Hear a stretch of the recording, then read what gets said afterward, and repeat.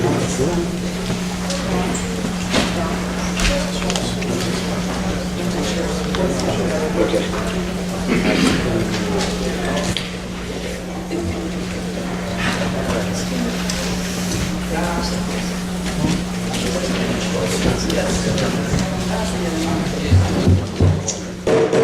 now call this meeting to order. Madam Clerk, please call the roll.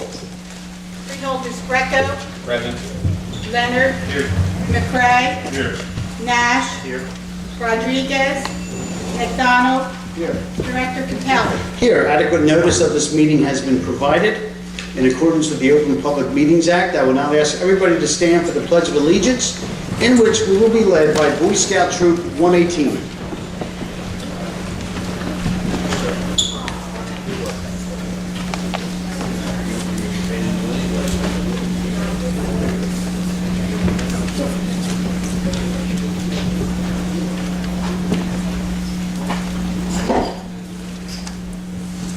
About fish.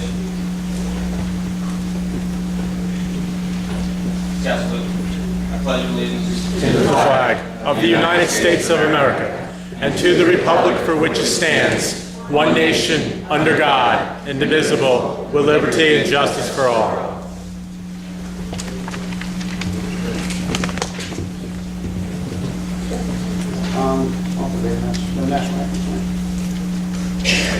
I would just like to ask the members of the Boy Scout Troop to come forward and give us your names. Everybody can be seated. Hello, my name is Tim Trost, SBL Troop 118. Hello, I am Julio Perez, patrol leader. I'm Dante Osorio. I am Tashawn Smith. I am Eric Rodriguez. And I'm Kim Trost. Thank you very much. Troop 118.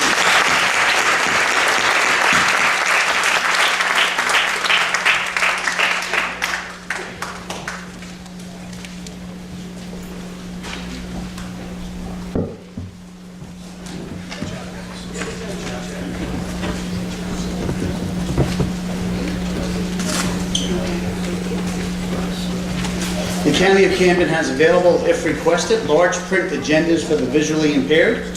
If you require the large print agenda, please see the clerk. Good evening, ladies and gentlemen. Good evening. Welcome to the meeting of the Camden County Board of Freeholders. We're very pleased to be in Pennsauken tonight. It is a practice of the Board of Freeholders to hold our meeting each month in one of our municipalities outside of the county seat of Camden so that all members of the public will have full access to the board.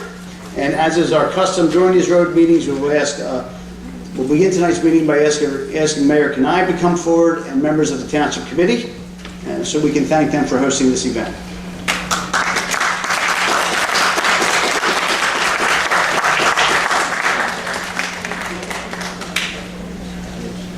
Thank you, Luke.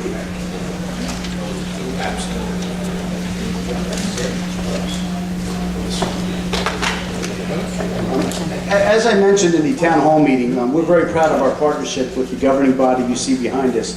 The governing body here in Pennsauken has had a long tradition of being very progressive with regard to things like economic development, code enforcement, shared services, and they provide outstanding services on behalf of the residents.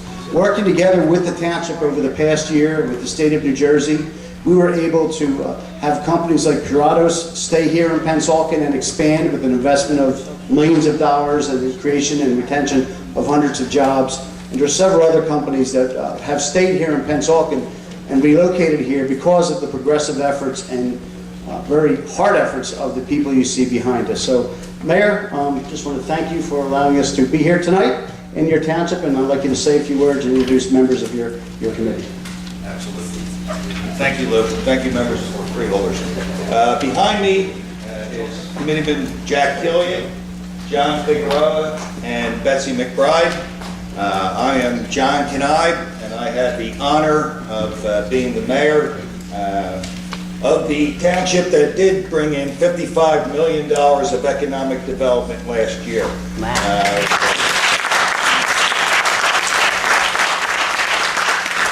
I know you don't want a long speech here. I can see that you're all here for other reasons, but we certainly appreciate our partnership with the Freeholders, and we look forward to many new ventures shortly around the corner that hopefully we can share for you in a few months. Thank you. Fiona Leonard has a presentation for us.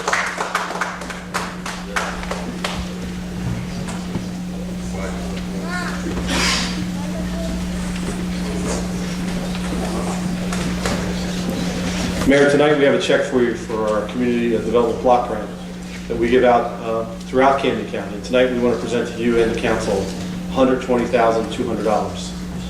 So with that, we'll take it back when you're done with accepting it.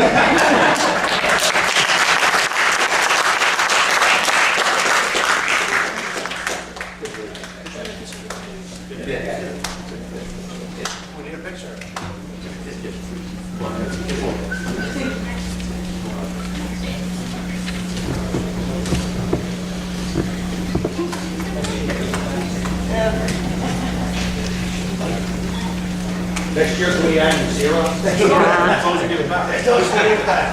Now, just, and as we go from town to town, we ask the governing body to give us the name of a nonprofit in town worthy of recognition and a small donation from the Board of Freeholders.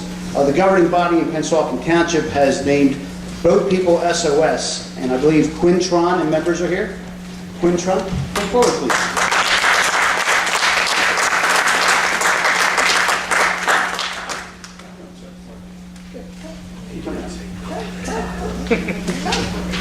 Come on up here, I'll stop you back. They weren't back there.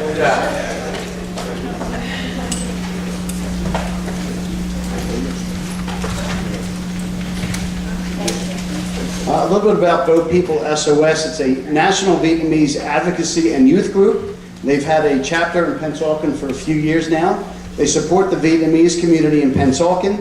They also help to celebrate diversity in Pennsauken by supporting many of the Pennsauken community events. And as we all know, our country is a melting pot, and we're very, very happy to have groups like the Boat People SOS to help us all understand cultures and to get along and to promote diversity. So on behalf of the Freeholders, I would like to, Ms. Tron, present you with this small token of our appreciation and ask you to say a few words.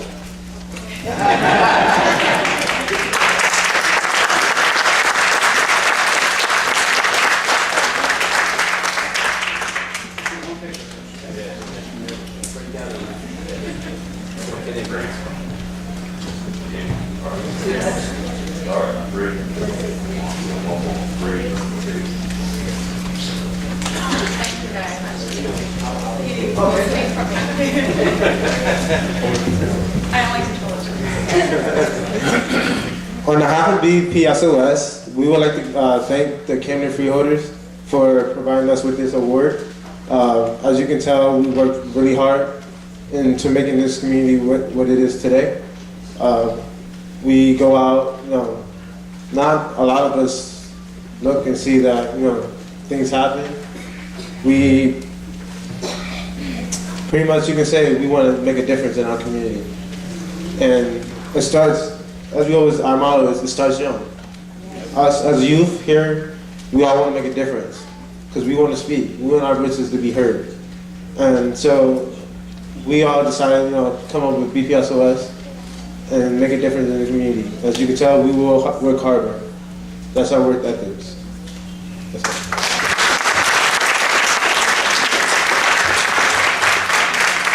I just want to point out that these young people here are the epitome that makes the slogan Pennsauken proud. John and Jacob. John's the good-looking twin.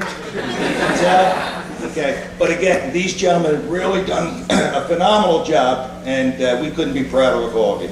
Congratulations. And the ladies. Thank you. Congratulations.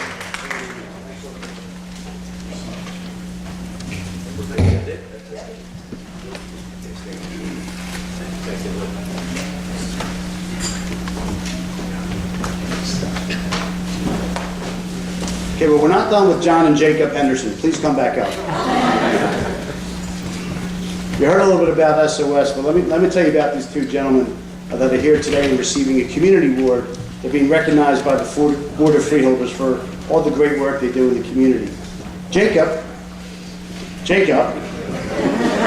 is an honor roll student. He takes AP Calculus, Physics, Government, and Literature and Composition classes.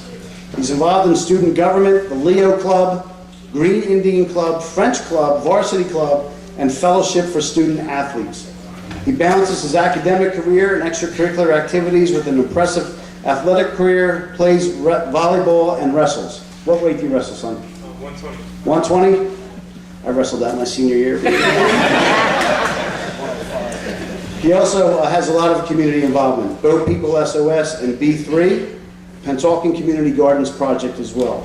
He also runs a seasonal community cleanup that he and his brother Jacob plan every year. So congratulations, or John plan every year. So congratulations. A little bit about John.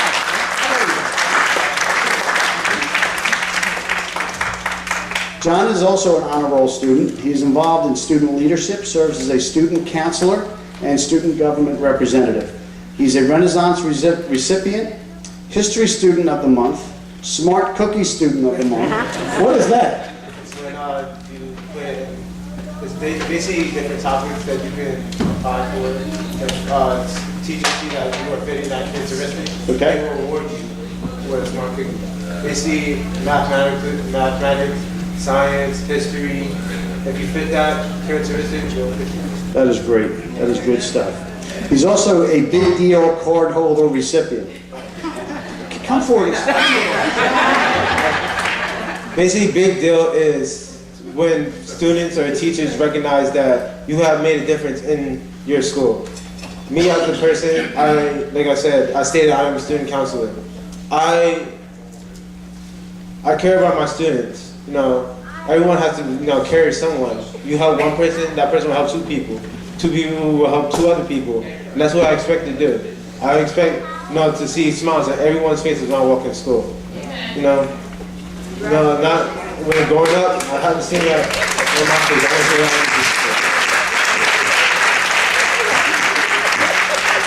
This all takes place at Pennsauken High School. He's also involved in the Impacted Club, the Culinary Club, Leo Club, and Do Something Club, as well as the African American Club.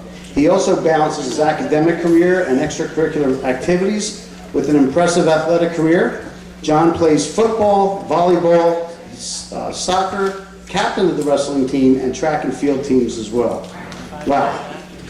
Community involvement, Boat People SOS and B3, the Kane Avenue Church Choir. You could have sung the national anthem tonight. Volunteer firefighter at the Marlton Pike Station, and a volunteer at the Pennsauken Library as well. And as I mentioned, he runs a community cleanup program with his brother. Let me tell you, ladies and gentlemen, if our young people were all like John and Jacob, wouldn't this be a much better world? Congratulations. Congratulations.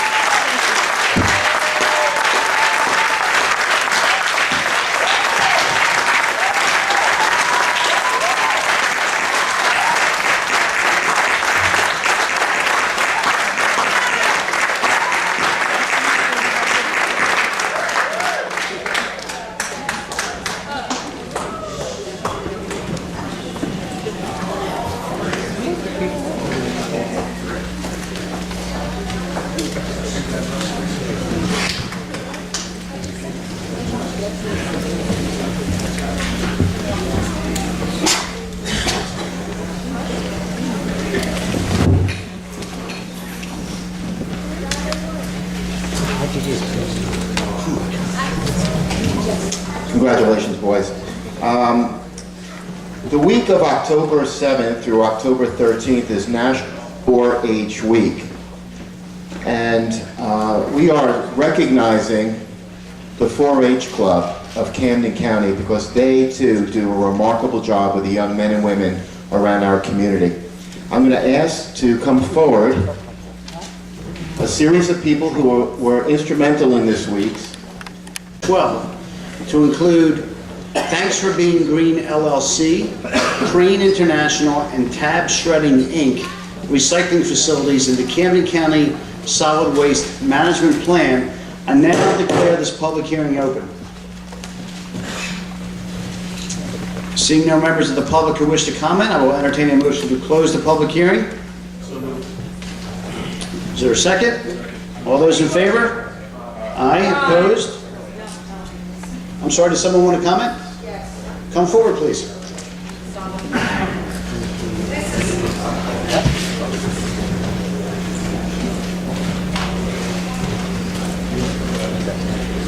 Pardon me, I'm disabled.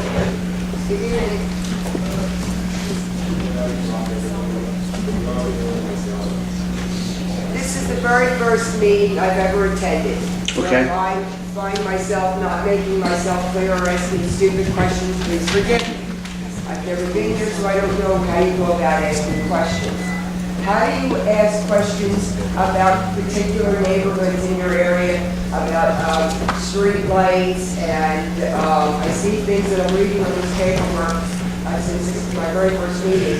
I have questions. When do and where is the proper forum to raise them? Is the time or not the time? No, this is not, right now, ma'am, is a public hearing on a specific resolution concerning our waste management plan. Okay. There will be two opportunities for the public to ask questions later in the meeting. One is, the first hearing would be on resolutions that we're acting on tonight. Which I'm reading right now. Okay. And then after we pass the resolutions, there's a public hearing on any topic you wish to discuss concerning county business. But right now, we're dealing just with this solid waste management plan. Okay, I didn't mean to interrupt you. Oh, no problem. I was writing down information as fast as I could, and obviously when you're writing, you're not always hearing everything, so I just wanted to make myself available, because this is the very first one, I'm ashamed of being here for 25 years, and shame on me. Where do you live, ma'am?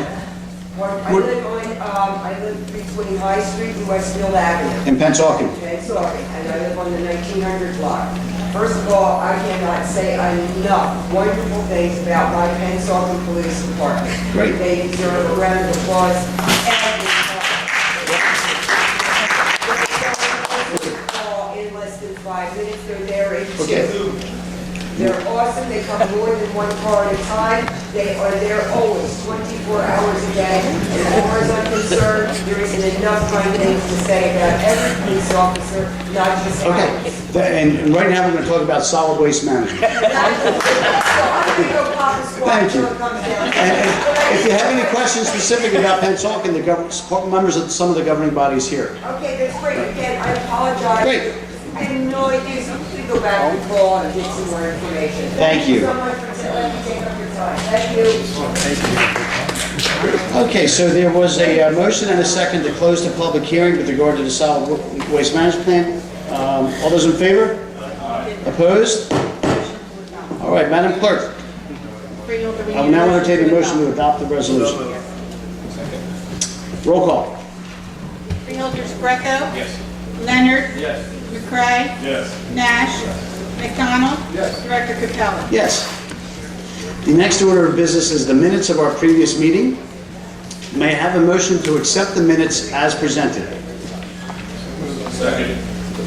Roll call. Freeholders Greco. Yes. Leonard. Yes. McCray. Yes. Nash. McDonald.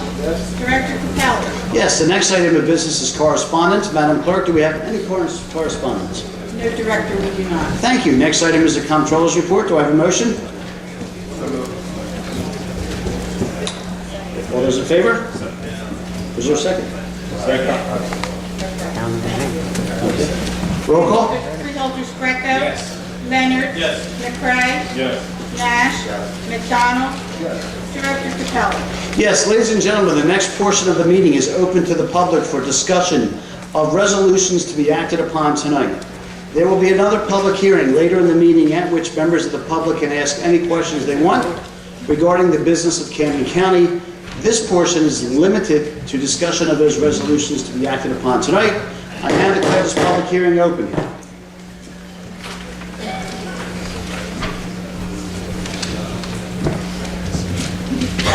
John Schmidt, Gloucester City, New Jersey. You clarify 95? 95.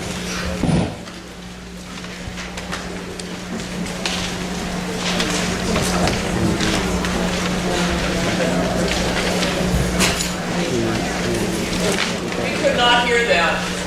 All right, the question is regarding Resolution 95. Mr. Schmidt, just identify yourself, please. John Schmidt, Gloucester City, New Jersey. Asks us to clarify, and this authorizes us to use an amended form modified by the county's custodian of records and reviewed by county council to include additional language to allow for greater ease of access to records subject to the Open Public Records Act. So is the same format that's currently used by Camden County going to be used, or are they moving to the recommended state GRC format? You know what, I'm not sure which format it is, so I don't want to, if you want to give county council a call tomorrow, we'll answer that question. On that, I saw electronically to be posted on the county's website. Yes. I know with the GRC, when you go to their website, they have the sample of the forms which local governments can edit to their, their own letterhead and all that. Will this new electronic form be accessible in a Word document? Most times they're just accessible in PDFs, so you have to print out, write in, scan. Is it possible to have it on there in Word document? You can type in, save, and then send it right to the custodian. We'll check with our IT director. Thank you. Wouldn't you be able to modify the Word document? Would that be a problem? I mean, seriously. I mean, what are you going to modify it in open? It's an Well, I'm saying open form. I mean, you could change the format of the document and kind of perhaps make it to your own liking. And that would certainly be what we want. That's why people use PDF files, so they protect the integrity of the document. Right? I know there's a few towns that use Word. I was just asking because it is, a pain, to print it out, to scan it. I don't know, maybe there's a way to log. I know what you want. You want to be able to enter your information. Right. And I think you can do that to some people. If you have to go the Acrobat, you can do that. I don't know if there's a way to enable. If editing is enabled. Or not edit the top part, which is where the information is about the custodian records and the logo. But you can edit the body part, which is really writing in your request. We'll ask IT and Nicole tomorrow. We'll have an answer for you. Thanks. Excuse me, just up the mic or something, we can't hear anything back here. Okay. Which mic? I guess both Just Respondents of open. My mic is Good evening. Are you ready to hear about other questions, or are you discussing resolutions. Resolutions? Yes. Yes, okay. Your name, please? My name is Helen McKenna. I'm from Oakland. And I'm looking at number 60, and I was just wondering if you could clarify, give us a little more detail on what that means. For those of you who don't have an agenda, resolution supporting sustainable state funding for preservation and stewardship of open space, parks, farmland, and historic sites in New Jersey. Yes, thank you. That's a good question. Camden County, by a vote of the constituency, passed a referendum that dedicated a percentage of the tax dollars in this county to open space and historic and recreation programs. There is a committee of volunteers in Camden County that reviews applications from the municipalities or any nonprofits or anyone with land that they would like to be preserved by Camden County. They go through a very lengthy, arduous process and review and identify those recreation programs or projects, historic sites, and open space purchases that they believe, through a priority list, that they believe they would recommend to the Freeholder Board. The Freeholder Board then has it reviewed by administration and council and makes a recommendation to the board, and that is what you're seeing in resolution number 60 tonight. When we voted for open space, were we told that that might include disturbing unimproved areas, like woods and wetlands and things like that? I'm not sure what you're obviously referring to the Timber Creek issue. Oh, I'm lived in New Jersey all my life, and I care about the Pinelands and all of it. So I'm just curious how this would, when these volunteers are looking at these applications, are they given instructions on how far they're allowed to go in terms of development? You're not permitted, you have to give a specific example, because if you're speaking specifically of the open space purchases, every project that is... Okay, I'll give you this specific one that's been resolved, and that was Sadler's Woods in Westmont, where we had virgin forest that was going to be torn up to make a soccer field. And because there was a lot of outcry, that did not happen, thank goodness, right? So that's an example of what I'm talking about. A soccer field versus virgin woods, when we have a lot of soccer fields already. That kind of thinking I was concerned about. When a project is preserved by Camden County, it is preserved for eternity, but passive recreation is a permissible use. Thank you. Now, what we do is we work with the municipality. In Haddon Township or in Gloucester Township, there is public discussion about the use of the property, but what is not permitted for eternity is actual construction development. You will not see a CVS pharmacy on the corner of any property preserved by Camden County. Okay, so it won't go that far, but, you know, I would be very concerned to see stands of forest taken up for disc golf. So you are referring to Timber Creek? Well, I mean, Timber No, I Creek has understand. motivated me to come here a little bit more. I have a feeling we're going to have a lengthy discussion about Timber Creek at the public portion of this meeting. I did want to know how this was being defined. I think you've given me some inkling. Sustainable state funding, does that mean anything about generating income from the recreational uses? Well, I'm going to pat, Jack Zarowski is here, and Jack is the director of our Open Space Advisory Committee. So Jack? What that resolution speaks to is state funding that was allocated in 2009 is gone, or will be gone by the end of the year. Please use the mic. So what they're looking for is to have a permanent, long-term funding source of state funds to support open space, historic, farmland preservation. Right now, there is no money left to the state, and we, the county, Camden County, all the counties, all the municipalities rely upon funding from the state to supplement what we generate in our open space tax. So what this resolution does is supports a permanent state funding source for open space and farmland preservation, historic preservation, and recreation. Thank you.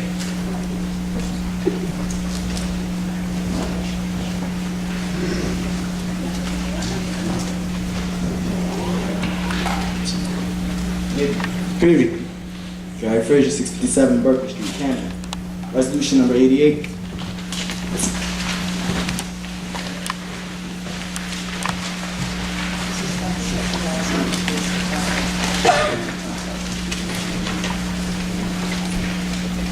Okay, resolution number 88. What's your question, sir? Who's paying for it? Where's the money coming from? The money is contingent upon funding from the state and the city of Camden. What's the price? Excuse me? What is the price? Yeah, it's what it is that we're hiring a vendor to perform psychological testing of police officers. The vendor will be paid at a rate of $325 per report and an hourly rate of $150 per hour for testimony. So that depends on how many reviews and reports she produces. Resolution number 89.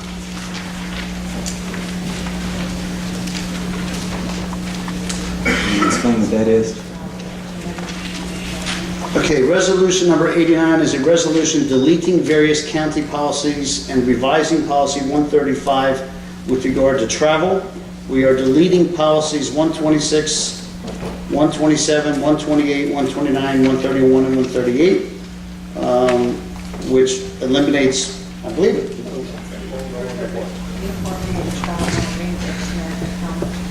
It'd be helpful if you could speak. Yeah, it's just, we're making a universal policy with regard to travel reimbursement and timing for things like seminars and meetings. Resolution number 91. Resolution number 91. Who is that? And also number 90. Okay. Resolution number 90 is an appointment to the Camden County Ethics Board. The person being appointed is David A. Capozzi of Haddon Heights. Resolution number 91 is appointing a member to the Camden County Workforce Investment Board. We are appointing Patrick Shuttleworth of Haddon Township. You say last name was? Shuttleworth. Okay, number 95. I have a question on that. 95 is the Oprah form that Mr. Schmidt asked about. Now, are we going to be still using the same Oprah format, whereas though it will be for you guys to reply within the allotted time in which we would submit an Oprah request? Yes. Okay. Got one more. 103. Can you clarify what that means? Resolution number 103 are my personnel actions. You want to clarify what that means?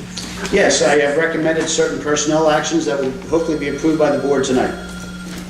So we'll be able to revisit this after it's approved to find out who's who. You said certain personnel actions. Yeah, I'm free to discuss them right now. Okay. We're accepting a resignation in the administration from Margaret Ambrose. She's resigning from employment.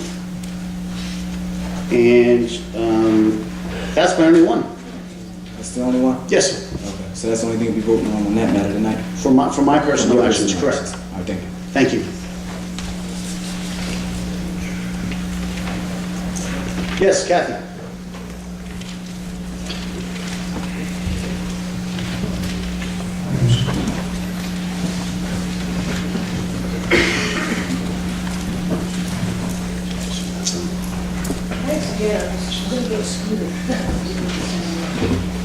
Resolution number, Kathy, please identify yourself for the record. Kathleen D. Chesser, resident Cherry Hill, New Jersey. Resolution number 68, authorizing the award of the contract for county public welfare dollars. Resolution number 68 is a resolution awarding contracts pursuant to a publicly advertised request for proposals by and between the County of Camden Department of Health and Human Services and various community planning and advocacy council approved agencies for the provision of social services utilizing the 2012-2013 Human Services Grant. And there's a list of agencies that we are funding to the tune of $494,500. First of all, I want to thank you for doing that. And secondly, I want to remind you, it used to be $1 million, but that's okay. We'll be back, okay? We know you've had shortage, you've had to lay off a lot of people, we are sensitive to that. A lot of the nonprofits are hurting too. Right. And resolution number 69, as it relates to the juvenile justice. I just want to give an example of the loss of personnel in your contracting department is severely hampering the county from getting their due share from the state, because it's extremely difficult for CPAC, who's your partner in the community, to work with the state to make sure you guys get the money, to keep it flowing, you know? And so there's some people, that department has to be beefed up. Contracting has to be beefed up. Okay. And in the future, we'll talk about partnership and doing it. For now, it means any money. Okay, thanks. Thank you.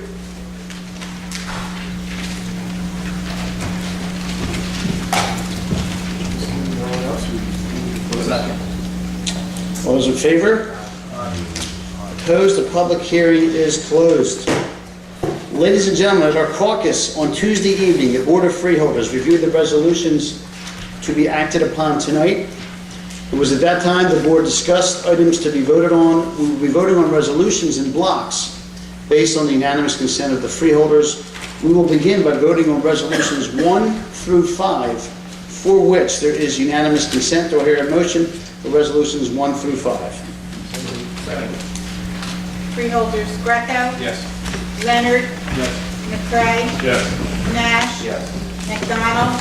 Yes. Director Capelli. Yes, resolution 6. Freeholders Greco. Yes. Leonard. Yes. McCray. Yes. Nash. McDonald. Yes. Director Capelli. Yes, resolutions 7 through 17. Freeholders Greco. Yes. Leonard. Yes. McCray, Yes. Nash, Yes. McDonald, Yes. Director Capelli. Yes, resolutions 18 and 19. So moved. Second. Freeholders, Greco, Yes. Leonard, Yes.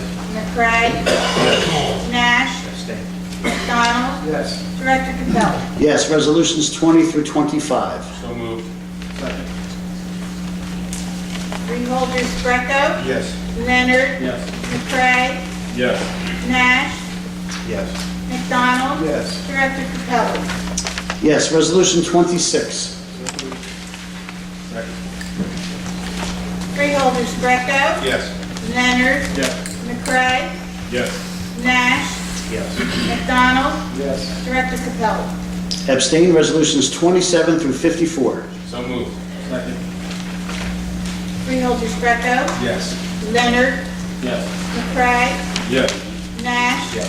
McDonald, Yes. Director Capelli. Yes, resolution 55. So moved. Second. Freeholders, Greco, Yes. Leonard, Yes. McCray, Yes. Nash, Yes. McDonald, Yes. Director Capelli. Abstain, resolution 56. So moved. Second. Freeholders, Greco, Yes. Leonard, Yes. McCray, Yes. Nash, Abstain. McDonald, Yes. Director Capelli. Abstain, resolutions 57 through 92. So moved. Second. Freeholders, Greco, Yes. Leonard, Yes. McCray, Yes. Nash, Yes. McDonald, Yes. Director Capelli. Yes, resolution 93. So moved. Second. Freeholders, Greco, Yes. Leonard, Yes. McCray, Yes. Nash, McDonald, Yes. Director Capelli. Yes, resolutions 94 through 103. So moved. Second. Freeholders, Greco, Yes. Leonard, Yes. McCray, Yes. Nash, Yes. McDonald, Yes. Director Capelli. Yes, resolution 104. Hearing no motion, the resolution does not pass. Ladies and gentlemen, I meant to begin the meeting tonight actually with a moment of silence for Mr. Pfeiffer, who was the superintendent of schools here in Pennsauken. I did read about his death today in the Courier Post, and let me tell you, he was a legendary educator in Camden County. He created outstanding standards here in Pennsauken Township and throughout the state, actually. So I just want to recognize that he did pass away and mourn his loss. At this time, ladies and gentlemen, the meeting is open to any member of the public who wishes to address the Board of Freeholders, and I declare this public hearing open.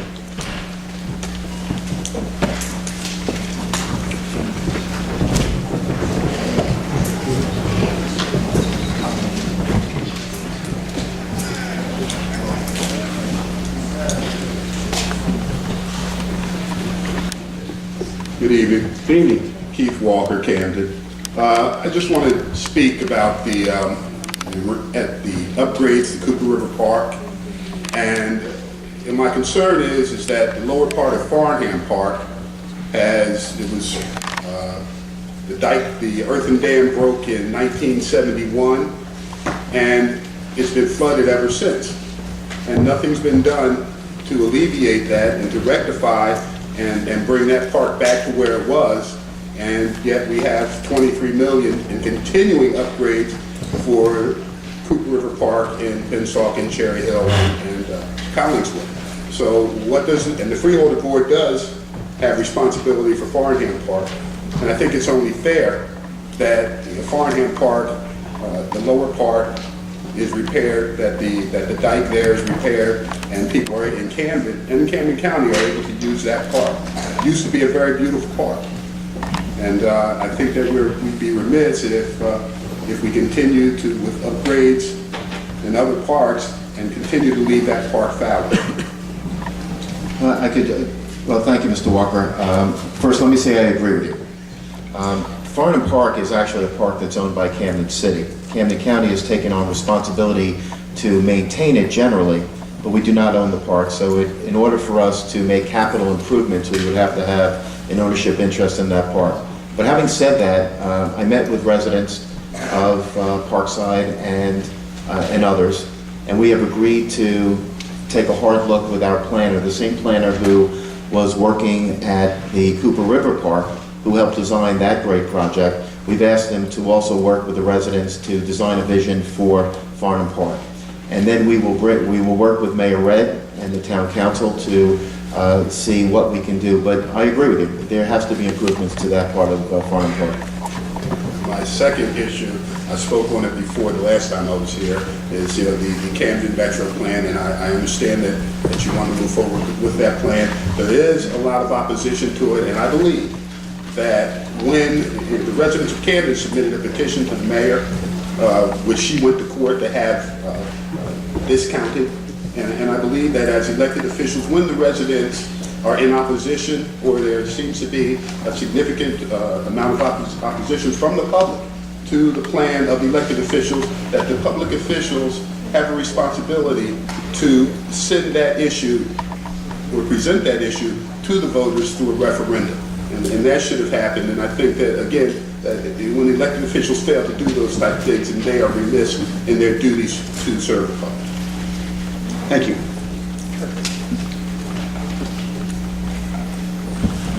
Like it's tall, so we have to lower this.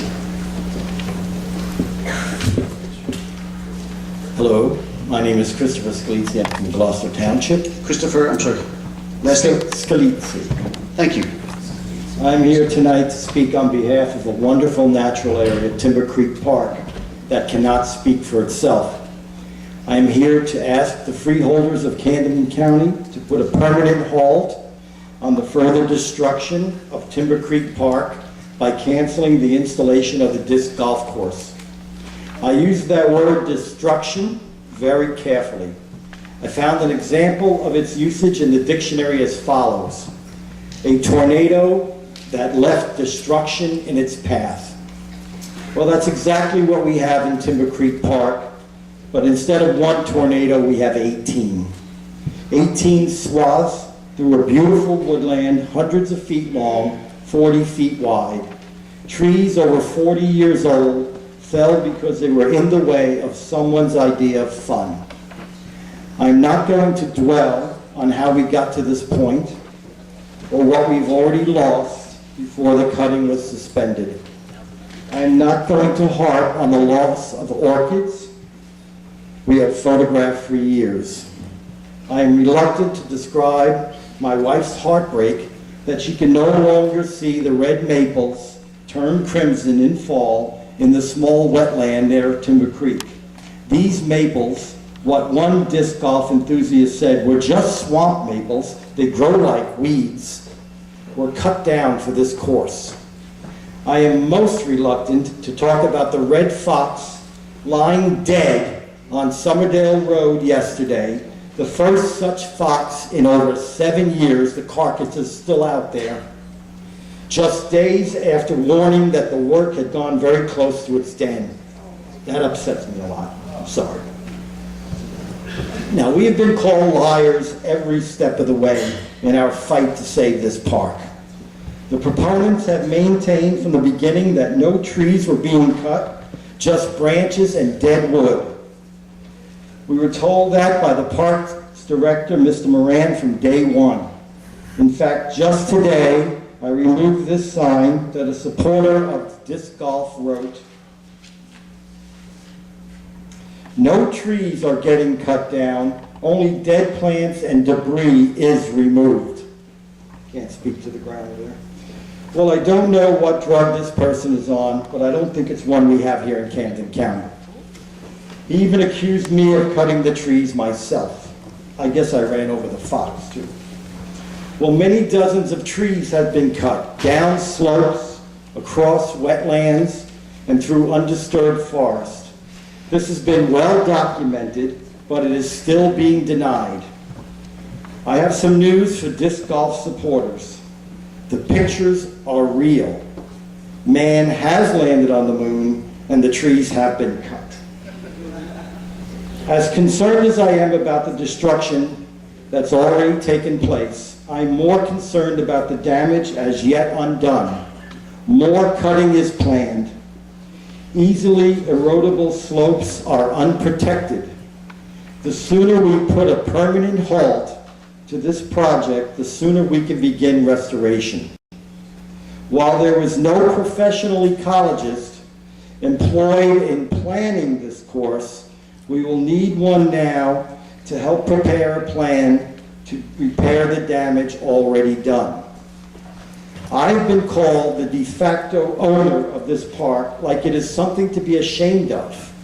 Well, if being an owner of this park means I care about its well-being and want to see it preserved forever, like it says on the sign, then I'm proud to be an owner. If having visited this park over 2,500 times, cleaning out tires and sinks and debris makes me a little possessive, then I'm proud to be an owner.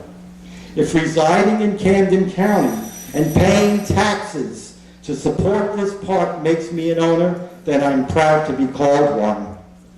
This is one of the last natural hardwood forests in Camden County. I ask you to work with us to keep it natural and make all of us proud to be owners. Thank you. Thank you.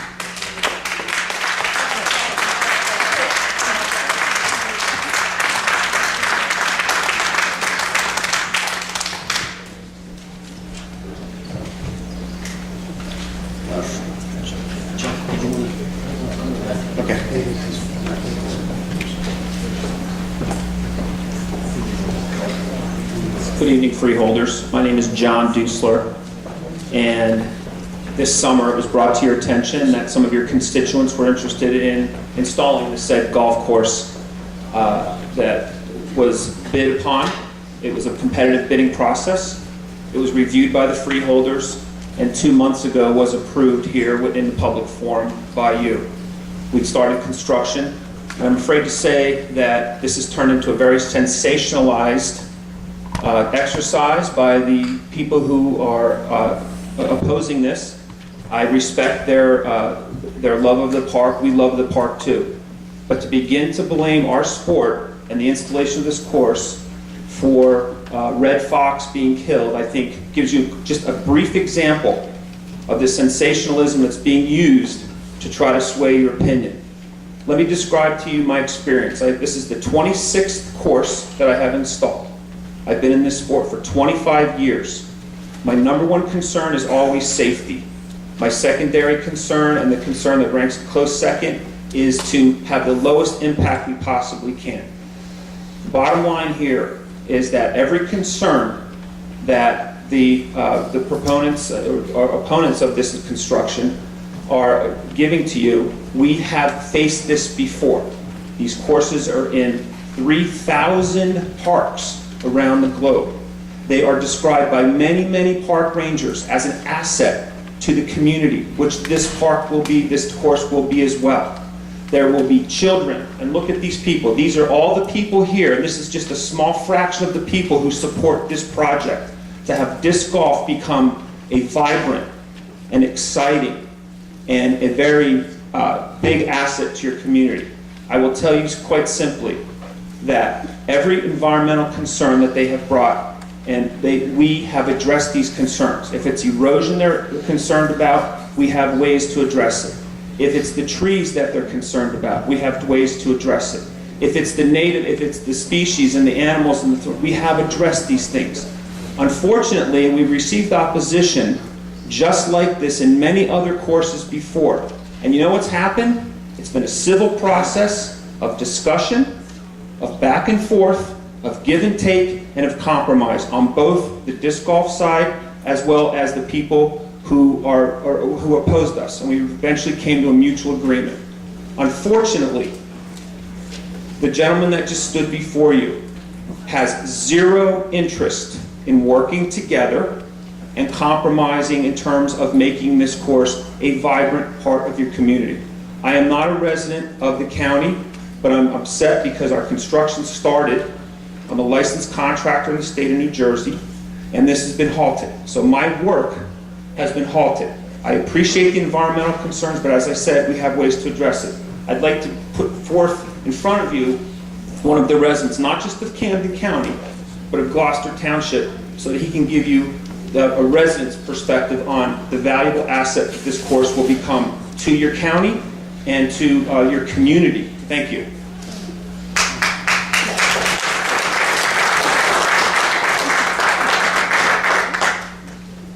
Good evening, thank you for your time. My name is Adam Harris. I'm a resident of Gloucester Township, Camden County, and this will be my 4th disc golf course that I've installed. 2 in Newcastle County, Delaware, before I moved here. Iron Hill is a prominent park and one of the more prominent disc golf courses in the country. And this was installed in a park that was closed for several years because it had no use, limited use. And now there are golfers that come from around the country to play in tournaments around the country every weekend to play this place. It brings a lot of external people to an area that literally had nothing. It was a closed park. That's just one example. When you start talking about environmental issues, I've built stone staircases there, literally 15 feet wide and 20 feet tall going up a slope on an area that I knew was prone to erosion, and it stopped it, and it's one of the most beautiful parts of the park now. If you would provide a load of marble granite as they did, I'm sure we could work something out. It would take a little while. It did take hundreds of hours to build that one particular staircase, but we have addressed these issues in numerous disc golf parks. He said that, and I just want you all to know that when he's presenting his factual evidence, it's really not factual, it's based on stereotypes that he's developed in his head and that his group has developed without any basis in fact whatsoever. Thank you. Let me, before you move on, Ms. Ahmed, let me respond, please, first.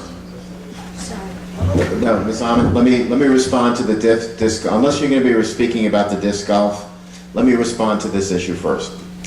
First, I want to thank everyone for coming out to the Freeholder meeting tonight to discuss this issue. I think that I speak for all of my colleagues that we understand how important this disc golf course is. We understand how enthusiastic the players of this sport are about a course, and we also understand that there is no 18-hole disc golf course in Camden County. And we want to accommodate this enthusiasm. It's great. Having said that, I took it when I started to receive many of your emails, both positive and critical emails. I went out with John and we met with Chris, and we went through virtually all of the 18 holes so that I could see exactly what this was about. I am not familiar with disc golf. I don't play disc golf, but I needed to see for myself what this was about and what part of the park was being utilized for that purpose. What we have done in order to make a decision on whether to move forward with this or not is we have placed a hold on the construction. We are having we had our county environmentalist walk part of the course. She has given us some preliminary findings. We're going to ask some of the people of the state to assist us in taking a look at the course, because we have to ensure that the environmental integrity of that park is preserved. And I think all of you would agree with that. I am not an environmentalist. I do not know. I hear Chris, I hear John. I don't have the answers. I'm not an expert. And I have to rely on the experts to let us know whether the course as being designed will have a substantial or any negative impact on that park, which everyone in Camden County enjoys. And we have to know that we all have to share the parks for passive recreation. So what we're going to do at this point is call upon our county environmentalists, our naturalists, to work with the state and our open space people to give us an assessment, an objective assessment of what it is. We will then sit down with Gloucester Township, because this entire project started from Gloucester Township and the mayor's office. We will sit down with those findings with the mayor's office, and we will reach an agreement while speaking with you and Chris and his group. We will try to reach a conclusion based on the objective facts that are given to us. Understanding that I have two diverse opinions, very diverse opinions, from the proponents of the course and the opponents of the course. We have to find the true facts before we make that decision. That's simply what we are doing. It is not a yay or a nay. We're in a short-term exploratory period. So I hope you would appreciate that. We will make a reasonable decision, I think, but we will be consulting with you while doing that.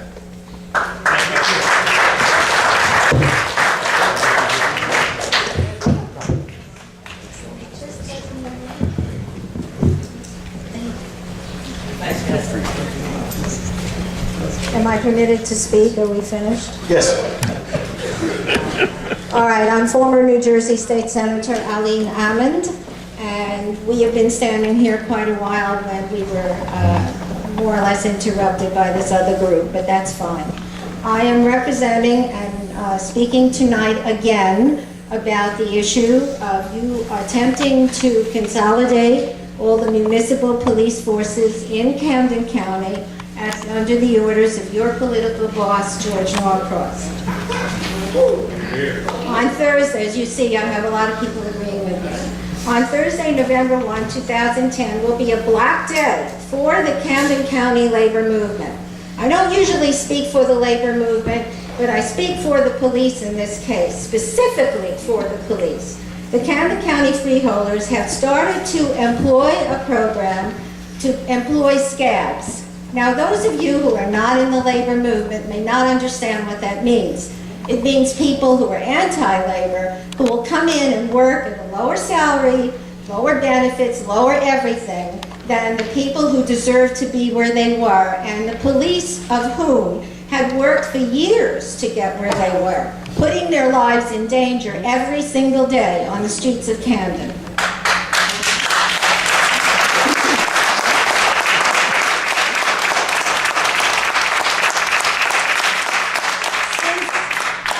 Since the days, you're a Democratic Party, since the days of Franklin Roosevelt, the Democratic Party has always supported organized labor. They were the people then who decided that by supporting organized labor, they would raise the level of prosperity in this country. That made the middle class in America. And now you are trying to destroy that.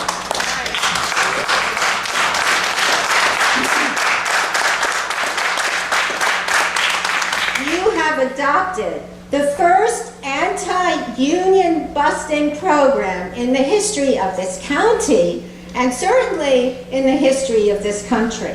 The FOP contract with the city of Camden will be torn up. The freeholders will, and they're under their guise that they know everything, establish programs to eliminate overtime and benefits and hire 400 scabs. Those are the people who will work for anything and take the good jobs away from the experienced police who we support wholeheartedly. Professionalism, because of George Norcross, your political boss, will be replaced by political patronage. He already does this at Cooper Hospital.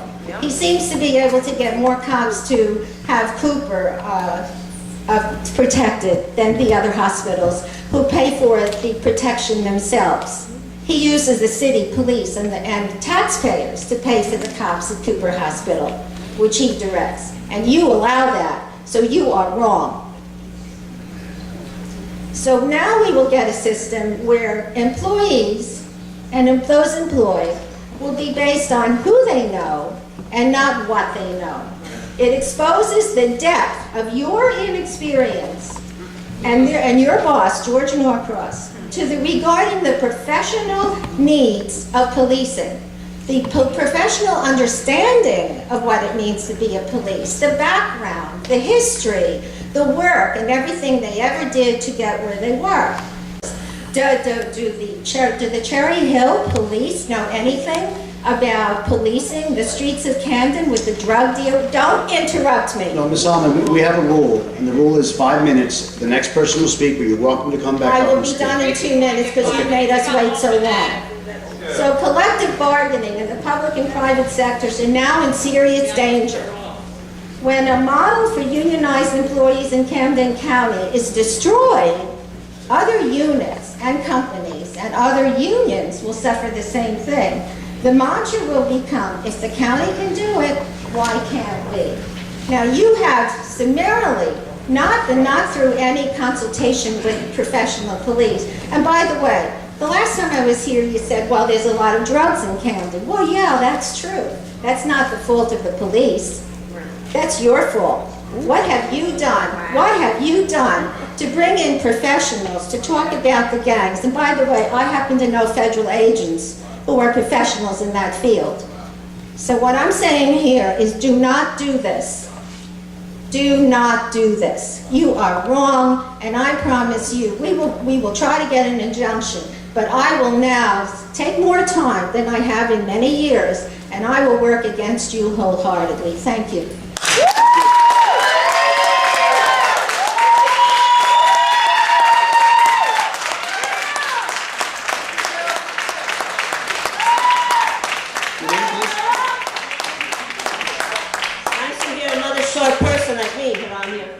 Mary Cortez, introduced myself to the public. I ran against Nash, Leonard, and Ripa. And here I am. Maybe I'm better off on this side of the microphone than up there.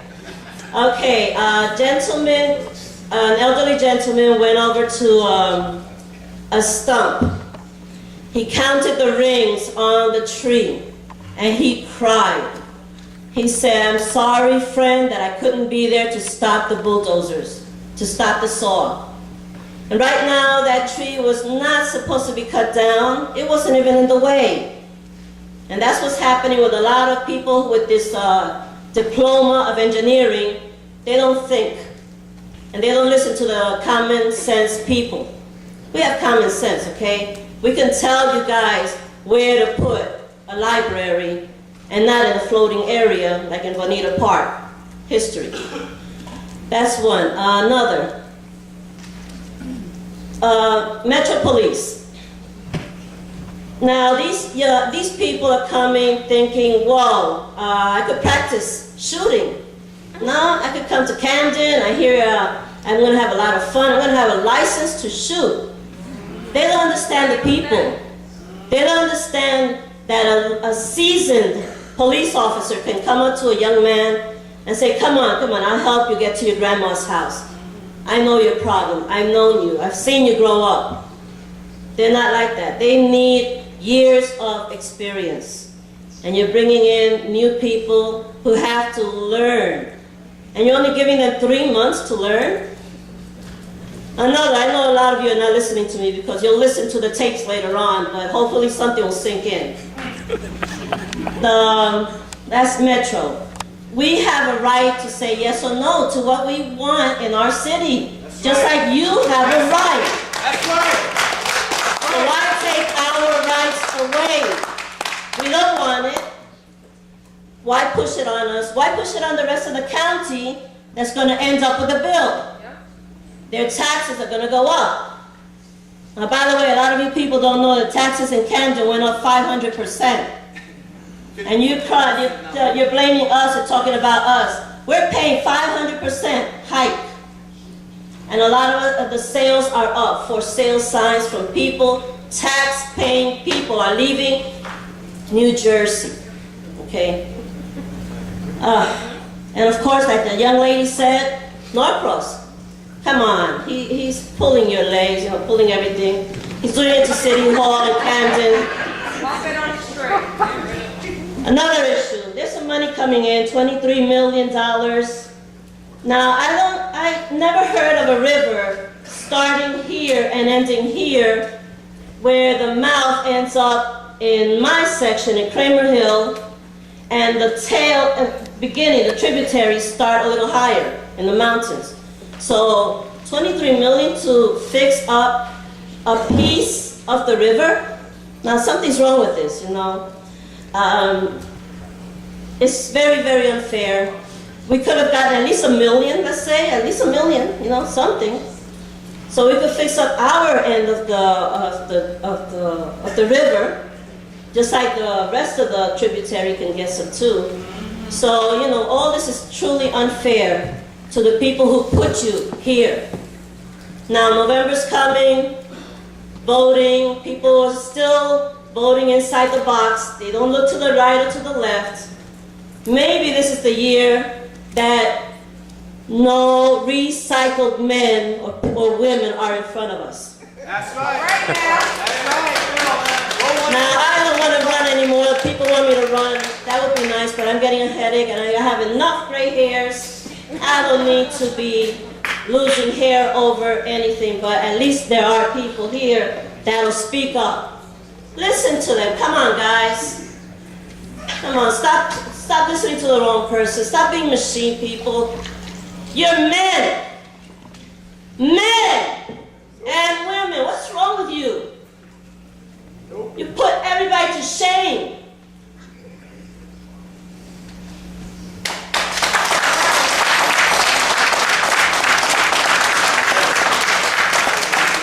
Hi, my name is Tom Nocky. I'm a Camden County resident. I'm going to make sure you all got the leaflet that we're using. Could I just pass that down, please? I'm sorry, sir, I didn't get your name.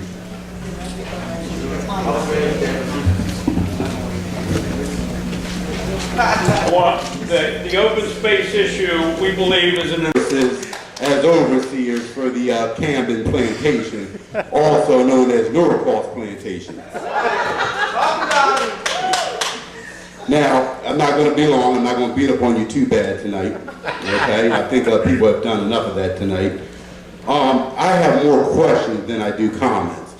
And some of these questions are pretty much, who's picking up the tab on this? I've looked at the new numbers. I've crunched the old numbers.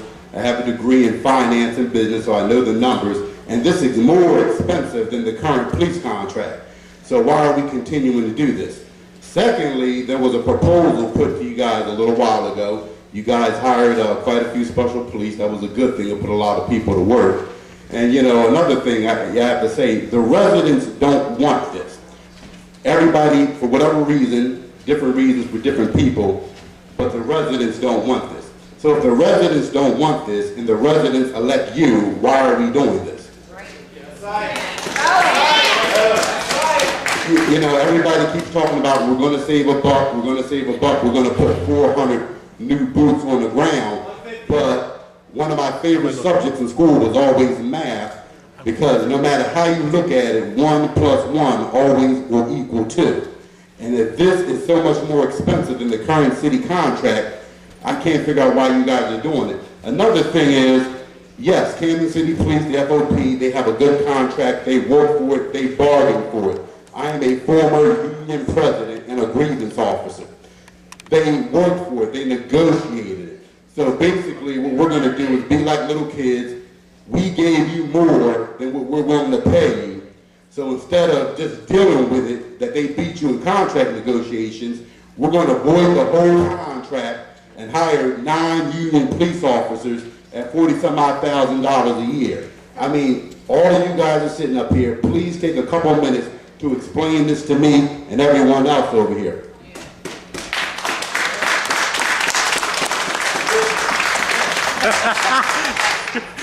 All you bright, intelligent people. What's your question? Nobody's going to...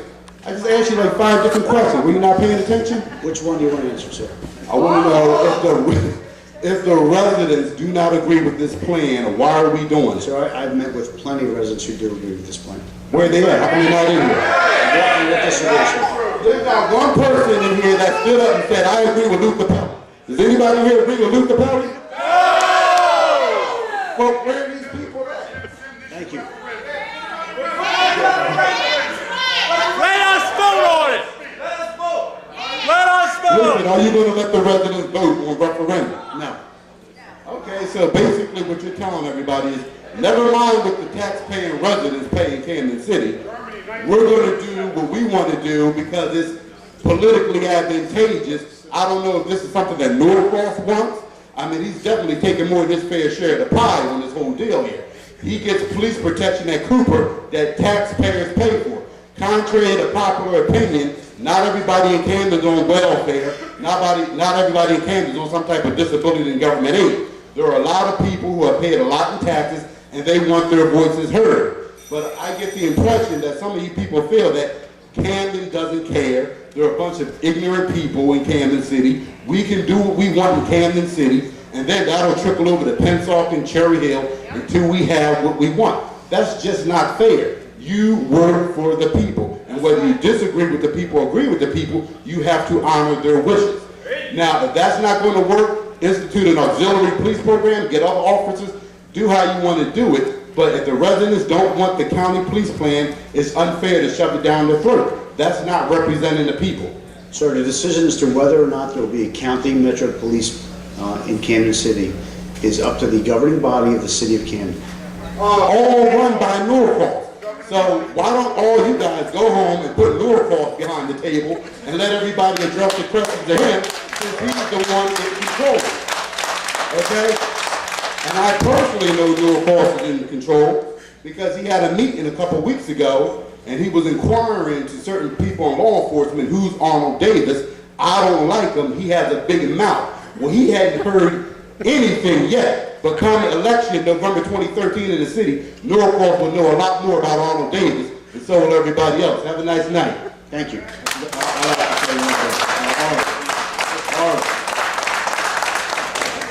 going on? How you doing? You know. Are you Arnold Davis, sir? 'Cause that wasn't the name you gave us in the beginning, was it? I said Arnold Davis. Oh, you did? Okay, I misunderstood. You don't pay attention to people. I misunderstood what you said, sir. Yeah, you don't pay attention. We get that by now. We know. So one of the things I want to address is just a couple things, and you and I know each other, but we don't know each other. Yes, I have a lot of respect for you. I take offense to the plantation comment. Well, I'm sorry, but look, I'm sorry that you take offense to it, but I call it as I see it. Well, I'm just saying, I take a little offense to that. Excuse me? Excuse me? About the plantation comment. Yeah, as a young man, no, it's not really. I'm not going to get into a shower match. Listen, we'll have order. One person speaks at a time. Right now, Freeholder McCray has the floor, just like Mr. Davis had the floor for the last 5 minutes. All right. So look.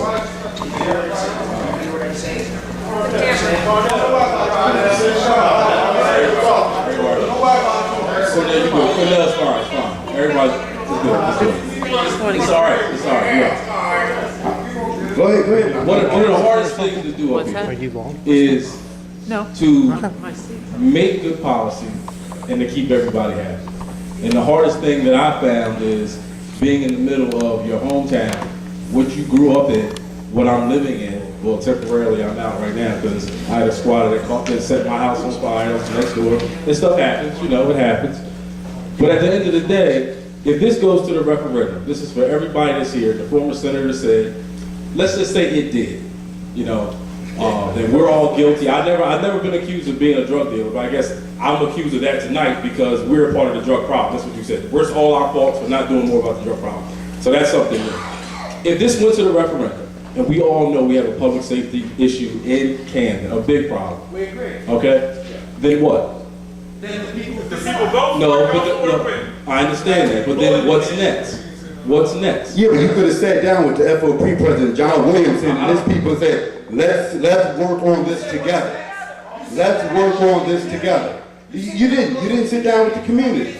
We decide what's next. The job initiatives in the city of Camden. Bring the job readiness to the city of Camden.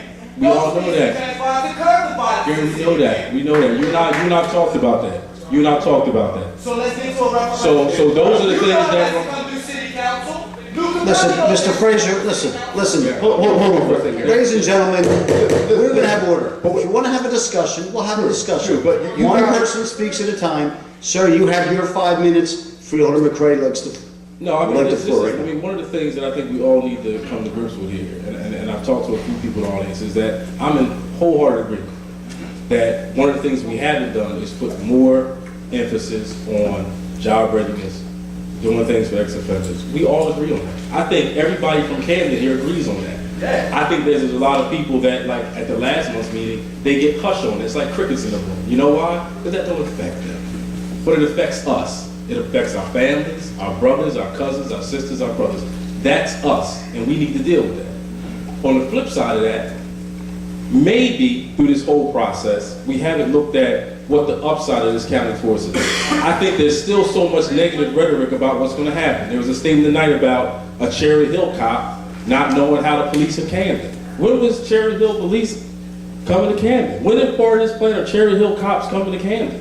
Maybe we haven't done a good job about articulating what this plan really is. Yeah, but you're asking people to support a plan.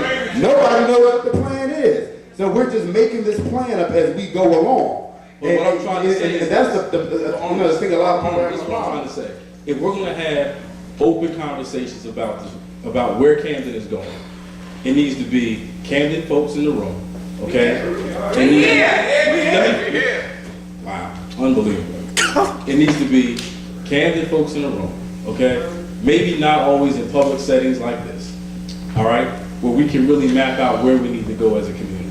Because I think in settings like this, too much gets lost in translations about really what needs to happen. But here's the thing, you mentioned jobs, okay? One of the good things about, getting hired with Camden City PD is they hired from Camden City. So it gave a lot of Camden City residents who wanted to work in law enforcement a job, a living wage job, and a good middle class job. So you guys just stepped all over the civil service rules, so now these new cops are under Title 40. They're not even under civil service protection. And you're hiring people from all over the place. So what about, the loyalty to the Camden City residents? So you get 18-year-old students at Camden High, Willie Wilson, look, I want to join the police force. Now we're competing with everybody from all over the county. So, and we haven't even talked about... That's hard, the facts are this. But we start here, 18, 19, wanting to help our community. But you're putting 50% of the police departments out of work. So what are you going to do about your unemployed cops? No, I understand what you're saying, but this is the thing. Let's go back to your statements. Let's talk about the facts of where we are now. We can talk about what that did, but let's talk about the perfect storm of not having a community that can support these folks that want to raise families and police their communities. I don't know the number, but I would really want to know how many police officers right now still live in the city of Camden. So let's talk about the realities of today. Don't talk about the opportunities that was afforded for Camden residents when they got on the force, or maybe who used an address. See, Listen, if I had $1 for every politician that said they lived in Camden, lived in Voorhees, I'd be rich. Okay, so let's not talk about how many people are perpetrating like they live in a Victor building so they can constantly run for office. I mean, that's just a bunch of bunk. I'm talking about cops. You mentioned about jobs for Camden residents and what that afforded them now, okay? Yeah. What that afforded them to do for their communities and how we don't... A lot of Camden cops still live in the city. Right. Okay. A lot of them live in the city. But, I'm not going to take up any more time. I'm going to let some other people go grab the mic. But we'll sit and we'll talk. I mean, you guys already have this, in your mind, this is a done deal. We say differently, but we'll see. But we'll talk some more. But there are more levels to this. That's what I'm trying to say. Good evening.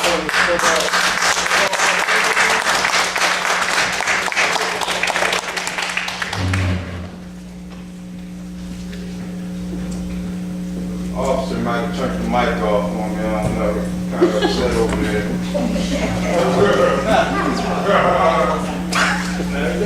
Well, I can talk out enough, I'm loud. What's your name, sir? The mic works. My name is Cornell Barnett, I'm from Camden, I live in the Parkside section of Camden. I'm part here for the Frank Cooper River. Just short and sweet, everybody hit on a lot of good points. To get raped in the park, was you there at that? No. Alright, so don't ever stop me from doing what my Constitution says I can do and have a freedom of speech, officer. Go. Sit down. Other thing, so I expect a meeting to be established, no more lying, no more crying, and no more people dying in our community. That's so if you're going to say like what you're going to do, so we come out here and do it, and don't look me in my face as an educated young black man who want to have positive impact in his own community and lie to me, Mr. Nash. Done. Mr. Capelli, you stated the fact that it's drugs in our community.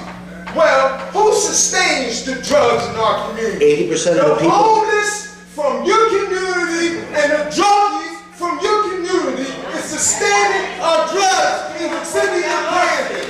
You have to stop that. And none of us, the only person who's playing the real pipe is young African American youth that populates the prison industrial complex. The year I was born, there was only almost 7,000 people locked up in the state of New Jersey. The year I did my thesis for my master's degree, officer, it was almost 27,000 people locked up in the state of New Jersey. Stop the nonsense. Who do you think you're talking to? Get your people back in your community and take your institutions in your community and stop making Camden a dumping ground. That's right. That's right.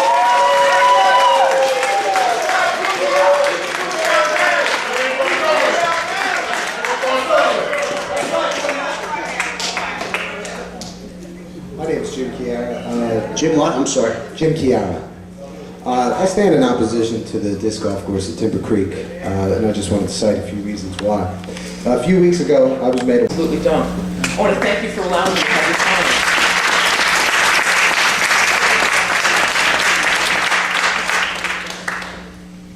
Evening. Mary Frazier, Camden resident.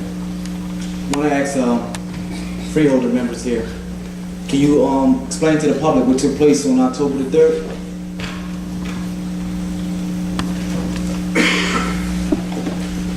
Anybody? October 3rd, where? Trenton, Camden.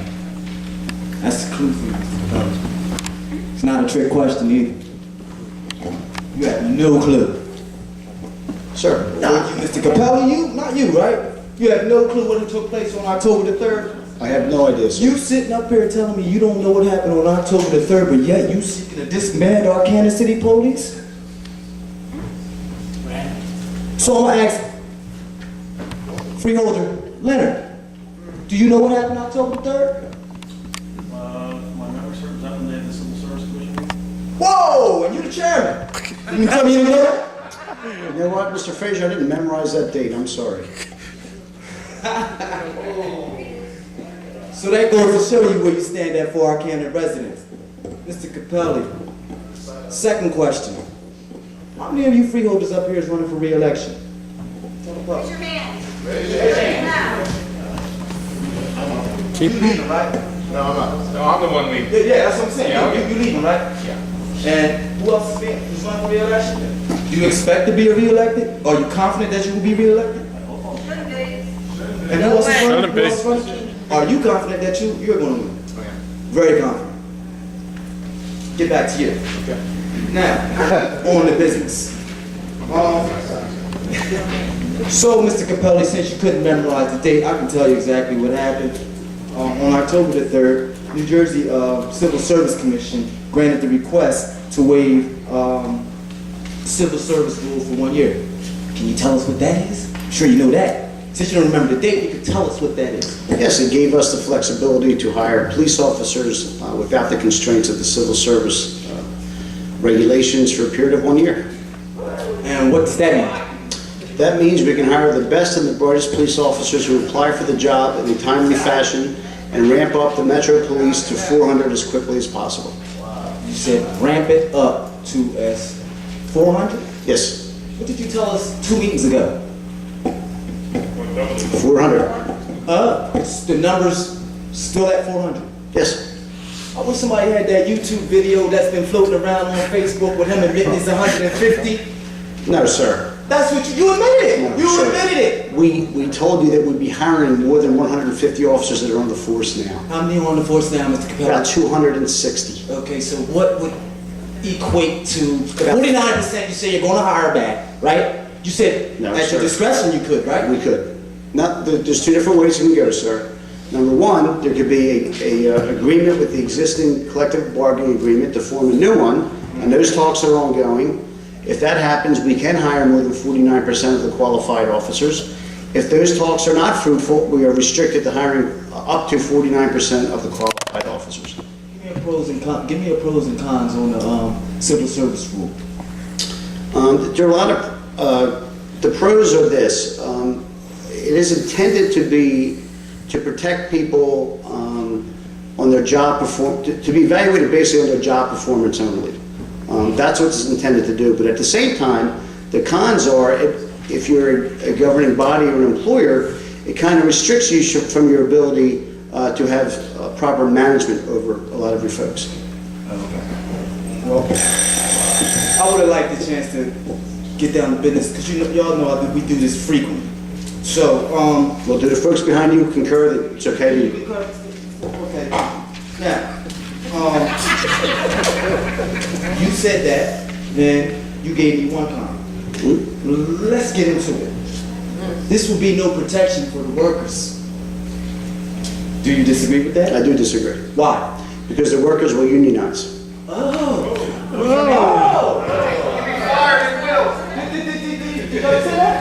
Okay. So, this is the first time this has been done in the public sector, right? Different than Romney at this point. Excuse me? I said, you know different than Romney. This is the first time it's being done in the public sector. The first time this has been done in New Jersey, yes. In a public sector. You Yes. agree, right? Are you a Democrat? Yes, I am. Sound like Romney to me. This also means that they can fire anyone at any time for any reason, No, Right? it does Oh, sure not. it does. No, Sure it does. it Let me does not, finish. sir. Let me make my point. Let me It make does my not. point. Let me make my point of why I said that. Because it opens up the door, right?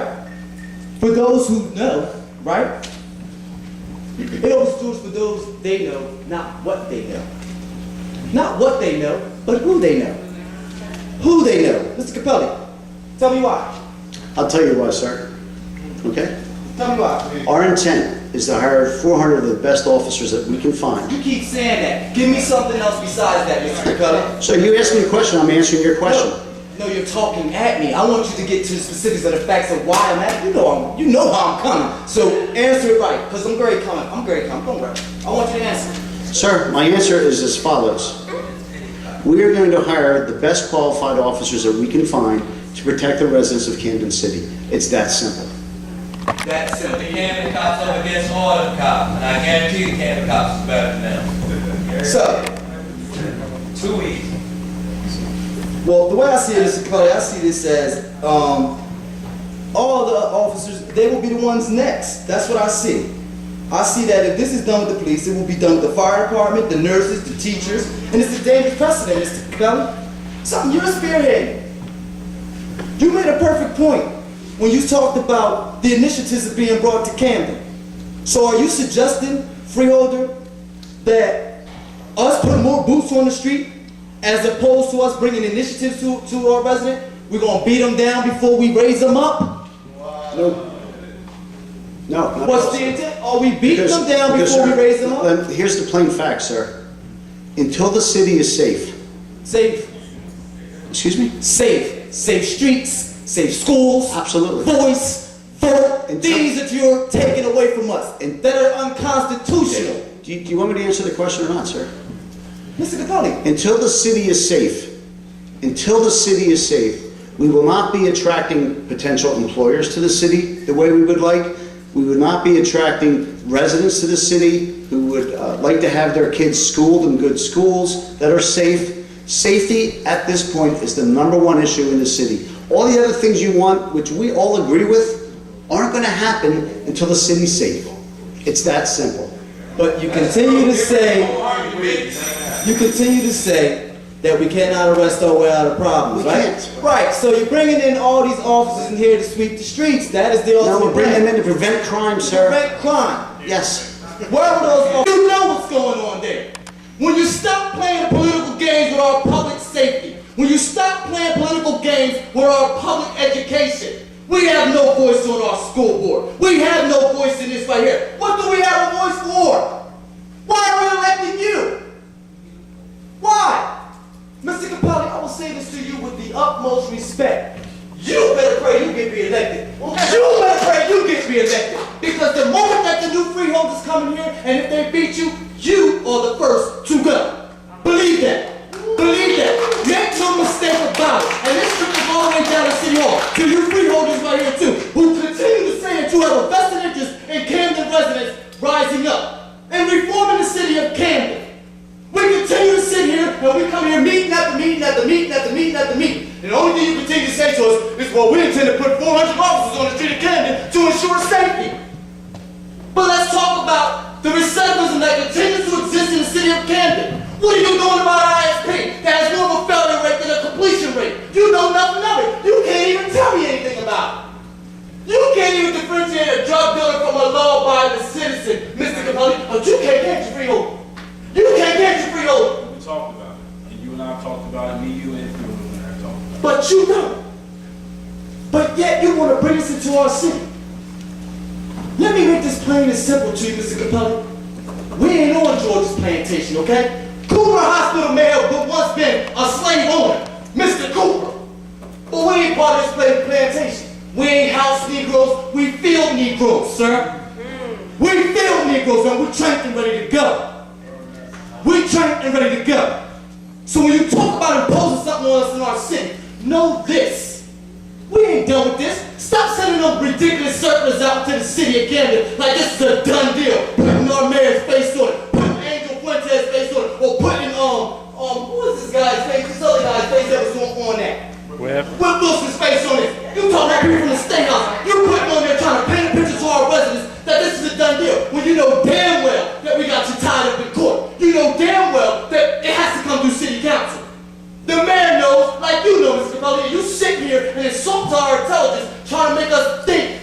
for 1 minute like, oh, well, you don't know what's going on. But you knew damn well what was going on October the 3rd, sir. You knew what happened. You were in conjunction with it, so you knew what happened, and you knew we would be here too. You know the fight begins when you bring it to City Hall. So let's stop playing all these games. Send a word to the mayor from your boss, George, that we said let's get down to business. Bring it to City Council and let's abolish the Camden City Police so we can take it to you on a direct referendum. See if you can stop it. You think this is a done deal? You will be the first to go. And any one of you other freeholders up here who want to continue to play political games with our children's public safety and our children's public education. Now we got George Norcross trying to partner with Kip so that they can have the Board of Education bring back their vote to vote again because he got beat. Yeah, it was us that beat him. And we'll beat him again. We don't fear him. The Board of Education owns that land at the Land and Square site. You smacked us in the face once when you allowed that construction company to house their construction equipment there while you raised up the building of the Royal Medical Center, thinking that everything was going to fall in place for Rutgers. Well, it didn't happen because Rutgers kicked back, and we helped Rutgers fight back. Just like we helped form nonpartisan in our city. But you tried to they tried to move it with George Norcross to 2013. That's not what we asked for. We asked for nonpartisan to take place at the general election coming up here on November 6th. We wanted it on the ballot. Well, we didn't get it. That's all fine and dandy. Because you know, the moment we beat Metro, you know we coming to City Hall. Make no mistake, we trained and ready to go. And all of your days is numbered here. All right.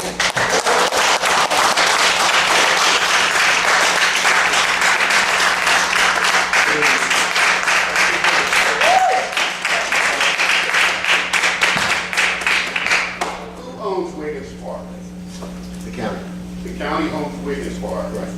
But the county doesn't own Farnham Park, right?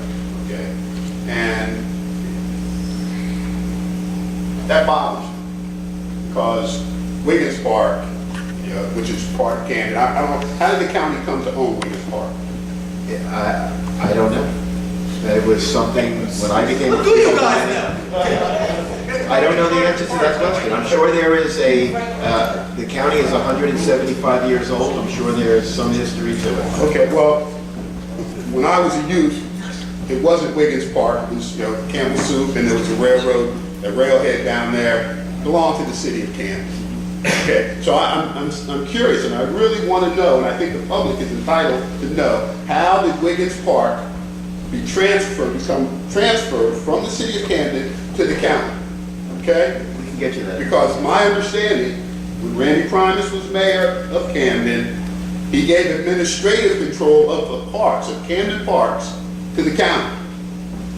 The county selected the parks that they wanted to administer. Wiggins Park, because it has that beautiful waterfront and that vista of the river Philadelphia skyline, was one of the parks that the county wanted, because you could make money from that park. Okay, so there's something wrong. There's definitely something wrong with the fact that the county opted to take control of Wiggins Park and leave the other parks to fall into various states of disrepair. The other thing is, when I said this before when I spoke to you a few months ago, but when I was a child, Camden had less than 300 police officers.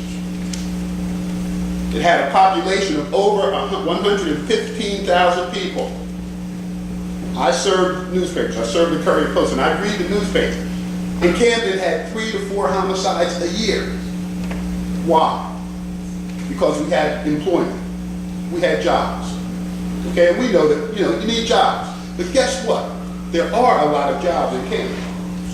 And I'll share it. Hundreds of construction workers were employed to build the Cooper Rowan Medical School. Hundreds. 50 were from the city of Camden. The Cooper Cancer Research Center is currently under construction. 0 residents from Camden. Your boss, George Norcross's ally, Michael Levitt, his company was contracted to build the new Rutgers dormitory on Cooper Street. Where were the Camden residents represented on that project? Camden has the highest unemployment rate in the state and one of the highest unemployment rates in the nation. and our residents can't even get jobs on construction projects in our city.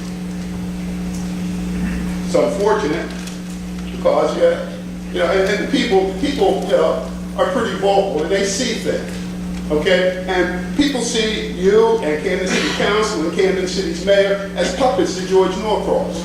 George Norcross is unelected, and yet he dictates public policy. And we know that. I mean, it's disingenuous to assume that the public doesn't know that. We read the newspapers. George says, hey, I want Camden to be like it was when, he wants Camden to be like it was when his father was a child. Well, he wasn't born when his father was a child. He doesn't know what Camden was like, but I'll tell you what Camden was like. When George Norcross's father was a child, there were no Hispanics in Camden, okay, or very few. And black people in Camden were relegated to Foggy Bottom and Catesville. Catesville, that's right. Okay? That's where black folks were. And they had no political power. That's what George wants back. That's what, the good old days for George.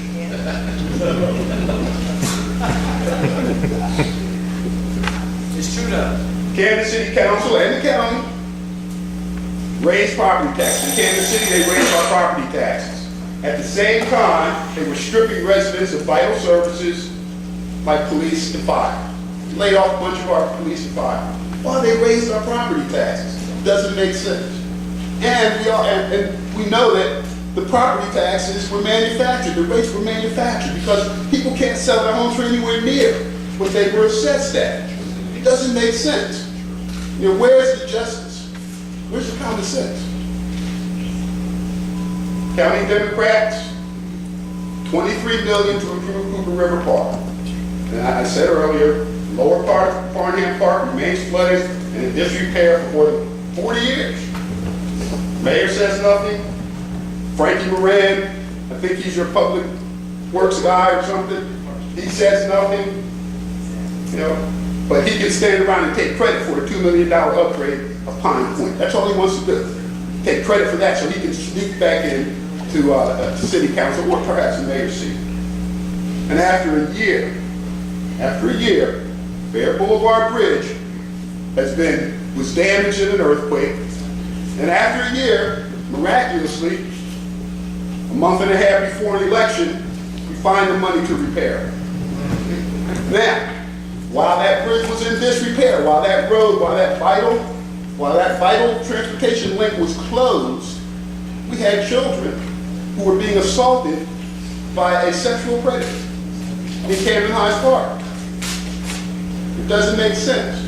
And we want to have a Metro Police Department, and we have Scott Thompson, who's speaking, he's kind of like the go-to guy, and he's going to be somewhere in that proposed Metro Police Department. And Scott Thompson is the very man who advised against notifying the community of this sexual predator in Farnham Park. He advised the then acting superintendent of schools not to notify the students or the teachers in Camden High that this creature was on the loose in Farnham Park. And it doesn't make sense. Come on. I mean, the people are not, we're not blind. We're not stupid. I won't stand up here and say, you're not going to be elected. Personally, I hope you're not re-elected. You've been here too long. Okay? And unfortunately, when you're in a position for so long, something called hubris sets in, where you believe that you can do whatever you want to do. I've only been here a year. Okay. I guess I've been doing my welcome now already. You certainly have a company people. I hear you. But you and I, we talk too. It's all good. And here's the deal. Under the county Democrats, unemployment, crime, and taxes have all gone up. They've all gone up. The mayor and city council, the county freeholders, they don't work for us. They work for that guy that, sits atop the Cooper Hospital in his boardroom. George has grown rich off the backs of Camden residents. The pain and misery that we feel every day, because I see the young people who can't get jobs, who drop out of school because when they see aunts and uncles, maybe their parents who graduate from school, maybe they have college, and they're still unemployed. They're still unemployed. So the perception is, Why do I need to go through all those steps, unnecessary steps of getting a high school diploma and a college degree if I'm still going to come back here and be idle? It's common sense. Now, Gary asked Freeholder Capelli about if he knew about the civil service decision. And let me explain this about that decision. And that gives you a year of flexibility. But what it also does is it means that you're not obligated to look at Camden residents first. That's right. We have the highest unemployment rate in the state. Camden, and look, your boss is in control of all these construction projects. Camden residents are last. They're not even considered most of the time. This guy does not care about Camden or the people. I live in Camden. I was raised in Camden. I went off, I spent the bulk of my adult life in the Marine Corps, wearing a uniform and standing a wall to defend your right to be safe and secure as you're conducting the people's business. And I'm really disappointed in the manner that the people's business is conducted here in Camden County and in that city. Okay, because I think about things, and I read history books, and I think about the Soviet Union, and I think about Joseph Goebbels, and how he manipulated things, and how his boss was able to get what he wanted through, in spite of what the people felt or believed. You really need to think about a lot of things, and think about what you're doing, and be more independent. Be more independent. Because the people elected you. And at the end of the day, the people will either re-elect you or they'll diselect you. One or the other.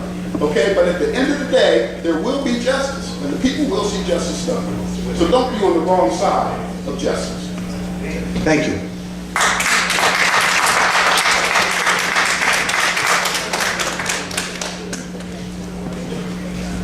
Good evening. Good evening. I was the woman that stood up and made a complete teacher out of herself because this is the very first time I've attended one of these. I find that some of the gentlemen up here, like you, sir, I don't know, you seem like you have a little bit more on the ball and you're interested in what people have to say. The gentleman here, he's sitting forward. You know what that tells me? He's interested in what I have to say. You! I still have a problem with. You're acting like you get it, but you don't. This gentleman here was kind enough to tell me what I needed to do, and I appreciated that. You do have a sense of concern. You do as well. I'm not sure what your job is.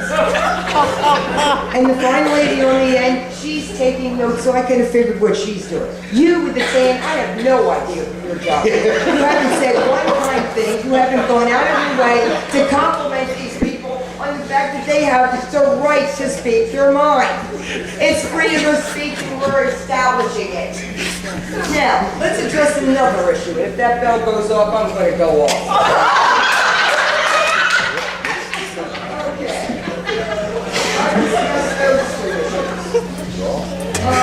Okay. Now, you were saying that you have a problem with your email. Well, you're in luck. See this fine crippled woman in front of you? You have a man in your township who drives an hour to Princeton and an hour back. And you have a man that can help you with your email problems, considering... I'm sorry, I'm not sure what email problems you're talking You about. were talking about you having problems with your, not being able to access emails and you weren't getting... No, I think that was... Nash had email problems. Someone was. I apologize, and that was my mistake. If it was the gentleman that left, my husband is an IT expert. You can get him and save him an hour's drive every day because he feels he's doing something for me, his disabled wife, and he can't. And I'm offering you a man that would be willing to work for you to set up your system so they work right, give you websites that do the right thing, to get you in touch with the people that you need to get in touch with. And I'm a simple phone call away. You want to talk about local businesses? This man has been trying his ass off to find a job within his community because he doesn't have to drive. He is establishing health issues now, and he's more worried about me, and I'm more worried about him. Driving an hour to work, he could crash. There goes my benefits. So, when you sit up here and act like you're better than anybody else and don't have the time of day and don't give a hootenanny about what these people say, shame on you. Shame on you for being the people you are if you don't give a damn. You've been elected to do something, and it's your job to do it. You don't make fun of the people because they don't dress as nice as you. Well, maybe if you felt like you wanted to help, why don't you just take the clothes that you don't wear anymore and hand it up to the fine people that have been here. It's called the Goodwill. It's called Purple Heart. Recycle. I'm a big recycler, and I'm a big environmentalist. This is my first meeting, and let me tell you something. I'm fired up to come back to work.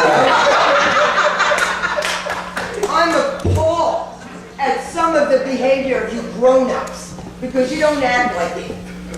You most of all. I find you completely condescending. And for the first time, it feels great to tell somebody that's acting condescending just like you're doing now. You're a peach. And you know what? I'm an American and I get the right to say so. It's a freedom of speech and I'm glad I live here. I don't want to live anywhere else. This is the greatest country. We have men and women dying every day because of the butthead that was in office before. And now we have a president that's had 3 years to fix 8 years of assholedness.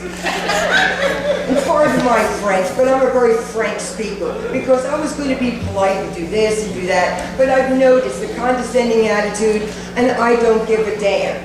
I don't want to be polite anymore because being polite, there's a right way to do things and a wrong. You get more with sugar than you do with vinegar. And how you present yourself, if your mother hasn't taught you, then you need to go home and have mommy teach you all over again. I am just appalled at some of your behavior. You're condescending, and that bell is now done. Turn that damn thing off. Man, we do have other people that do want to And speak. you know what? I don't think that anybody else has a problem with me standing up here. If they've had their time to say and have a piece of their mind, And then it's now my turn. It so is. you can be there and be quiet. You've been condescending and rude to people. You can sit there and take your turn. Liam, I've heard that enough now, quite frankly. You've made your point. Really? You've made your point. Oh, Okay? really? There are other people who want to speak. How many other people would like to speak right now? Yeah, you can go ahead. Keep going. I have a young lady right behind me. She can And I speak. see you wanting me to shuffle off the buffalo. No, you're welcome to come back as many times as you want, ma'am. Oh, so it's come back. The fact that I'm standing up here in pain doesn't bother you at all? You want to have me come back. How convenient for you to sit there with your good back and your 2 good legs to tell me I can come back. Where are the little scooters and the little wheelchairs that people can help themselves with? Where are those? Disabled Americans are just as important as the rest of you that can walk well. And I'll be damned if you humiliate me like this again. You have the nerve to act this way. You should be ashamed of yourself, and I'm going to tell you again, in case you haven't figured it out. You're a condescending man. And yeah, I'm making these people laugh, but I bet you they're going, you damn right, woman, you go for it. Holler! I want to thank you for your time. Each and every one of you that have been kind-loved enough to let me speak. Anything that this gentleman needs to help his website or his email to make them be prioritized, my husband will be willing to do for $50 an hour.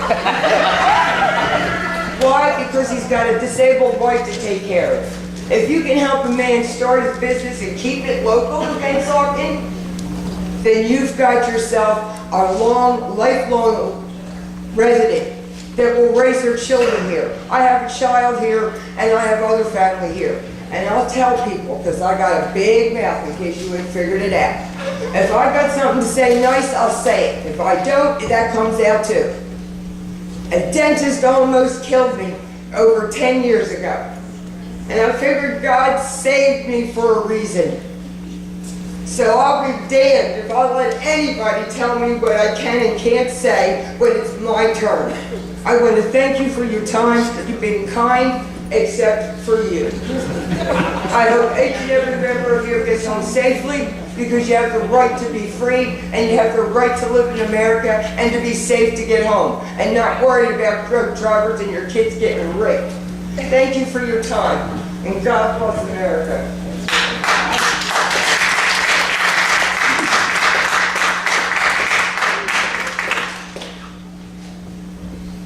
Good evening. That was a very forthright commentary that Ms. Chavez made. My name is Martha Chavis, and I'm a Camden City resident.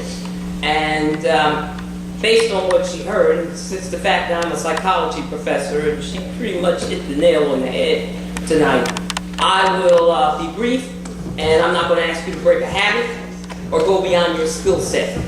My commentary, as well as my question, is directed to Freeholder Jeff Nash. And because we have some of the issues that have been brought up about why we have more crime. October 3rd was an important date because on that date as well, Camden Councilman Brian Coleman sent a letter to Mayor Reed. I hope all of you have read it because it's a very important letter. In that letter, he asked for an investigation into $1.7 million of taxpayer money that was spent in 10 weeks so that police could go to the waterfront, to the Susquehanna waterfront, where we have a lot of wonderful concerts, but those police officers are being misused, and taxpayer money is being misused in paying for them. They're not voluntarily doing that overtime. They're ordered to be there.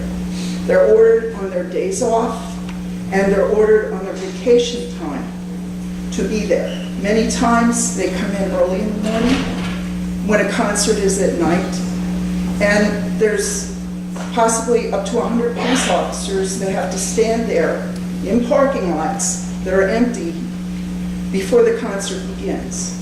Now this is unconscionable. It's an unconscionable use of my taxpayer money, your taxpayer money, the people of Camden County who contribute to the police department, the people of the entire state of New Jersey who contribute to help us provide police in Camden City.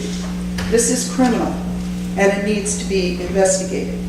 The other issue that Brian Coleman's letter touched on and elaborated on was the fact that Camden police are used illegally to guard Cooper Hospital instead, and I'd appreciate your attention. I know that these things are things we don't want to talk about and don't want to hear, but these are facts. Those officers are over there guarding Cooper Hospital instead of taking care of the people of Camden. I was mugged shortly after the first police layoff last year on the porch of my house. And I know that the person who mugged me was inspired by the fact that there were fewer police officers on the street. He was caught. He'll be sentenced in December. He was mugging older women. That night, I called the police, and they came. They were there within minutes, and they helped me. And the detective who helped me, Maurice Gibson, from the Detective Bureau, was a wonderful professional who assisted me through the process of identifying the person who attacked me and other older Hispanic women in the city who couldn't speak for themselves because this individual who was attacked did not speak English. But we were able to find the perpetrator, and the Camden police do a good job. You say that, and yet you want to disband our police department. And quite frankly, I don't understand that. The reason that they can't do their jobs is because they're not being given the resources to do them. On the night that the young woman that was tragically shot and killed recently, there were 9 police officers on the street that night. 9 police officers. And it isn't the fault of the police officers. The chief of police, the buck stops with him, and he's the same man that you want to put in charge of the entire Metro Police Department? I really don't understand that. I worked in government for 15 years. I directed multi-million-dollar environmental programs. We never would have created a program like this without really looking at all the pros and cons and bringing the people together, the stakeholders. The people of Camden are major stakeholders in this. And I appreciate that you do care about the crime in Camden. I do believe you sincerely that you do, Freeholder. I honest to God believe you. But come together with us and let's find a solution. We want to keep our police department. We don't want this to happen. And this is what I'm going to ask you to do in conclusion. You talked about doing a moratorium on the golf project. Do the same thing with this plan. This plan needs to be relooked at. The issues that are raised are, of course, are important, but the police of Camden care. They care about the people. They cared about me that night when I was attacked. They care about their jobs. And there's many people, my neighbors that I talk to, they're not here tonight, but they don't want this to happen. So I'm asking you, there's going to be an investigation of these issues. Some of them are criminal issues, and they need to be dealt with before you continue to proceed with creating a Metro Police plan. I appreciate your willingness to listen, and I believe that the people of Camden deserve no less than for you to stop now and hear us and come together and let's look at this and find a solution that's going to work for Camden County and Camden City. Thank you. Thank you.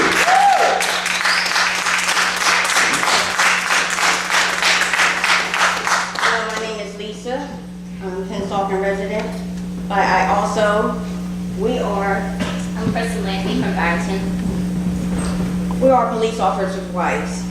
To go to work every day with the pressure of you're going to lose your job, every day with the fact that you're going to get laid off, it's pressure. It's pressure to the family. It's pressure to know to go to work that you might not have any medical benefits because your husband can get laid off. It's pressure. I'm on both sides of the fence because I also work for the Camden Education Association, which is a teachers union in Camden. Every day, we are losing our children to violence. Yes, do we have to find a solution? Yes, we do need to find a solution. But is the solution getting rid of the Camden police officers? I think not. Is the solution to dismantle the whole Camden City Police Force and lay them off? Why? I feel as though by me working with the union, with the teachers, as teachers, we don't get rid of the whole staff. We come together. If there's a problem in the city of Camden with the public education, they bring up a plan. The plan don't be to get rid of all the teachers, all the support staff. The plan is to check the principal. The plan is to check the community. My question is, why can't the community, because I get these questions every day, we're a union for 2,400 members. We don't want to bust up unions. We want to be unified. Unity is the key to our success, not dismembering. The problem is also, as I go to work every day, in the last year, we lost 5 students to violence, murdered in the city of Camden. Every day to go to work and to realize that I get this telephone call that we lost yet another student to violence. But then you turn on the news and they're at Cooper Hospital. They're not protecting Forest Hill. They're not protecting Molina. We have 23 schools that's not being protected because the police officers are elsewhere. As family members, where's your husband? 12, 14 hours a day to work concerts versus to be home with their families. We're taking away. We're not giving back. Why aren't the residents that we get telephone calls, why aren't the residents going to be allowed to vote? This is why we have such a problem with people even wanting to vote, to want to give to elections, because they don't believe in elections. Because right now, they're not allowed to even give consideration that the residents want to vote to be allowed to keep the Camden City Police Force. Thank you.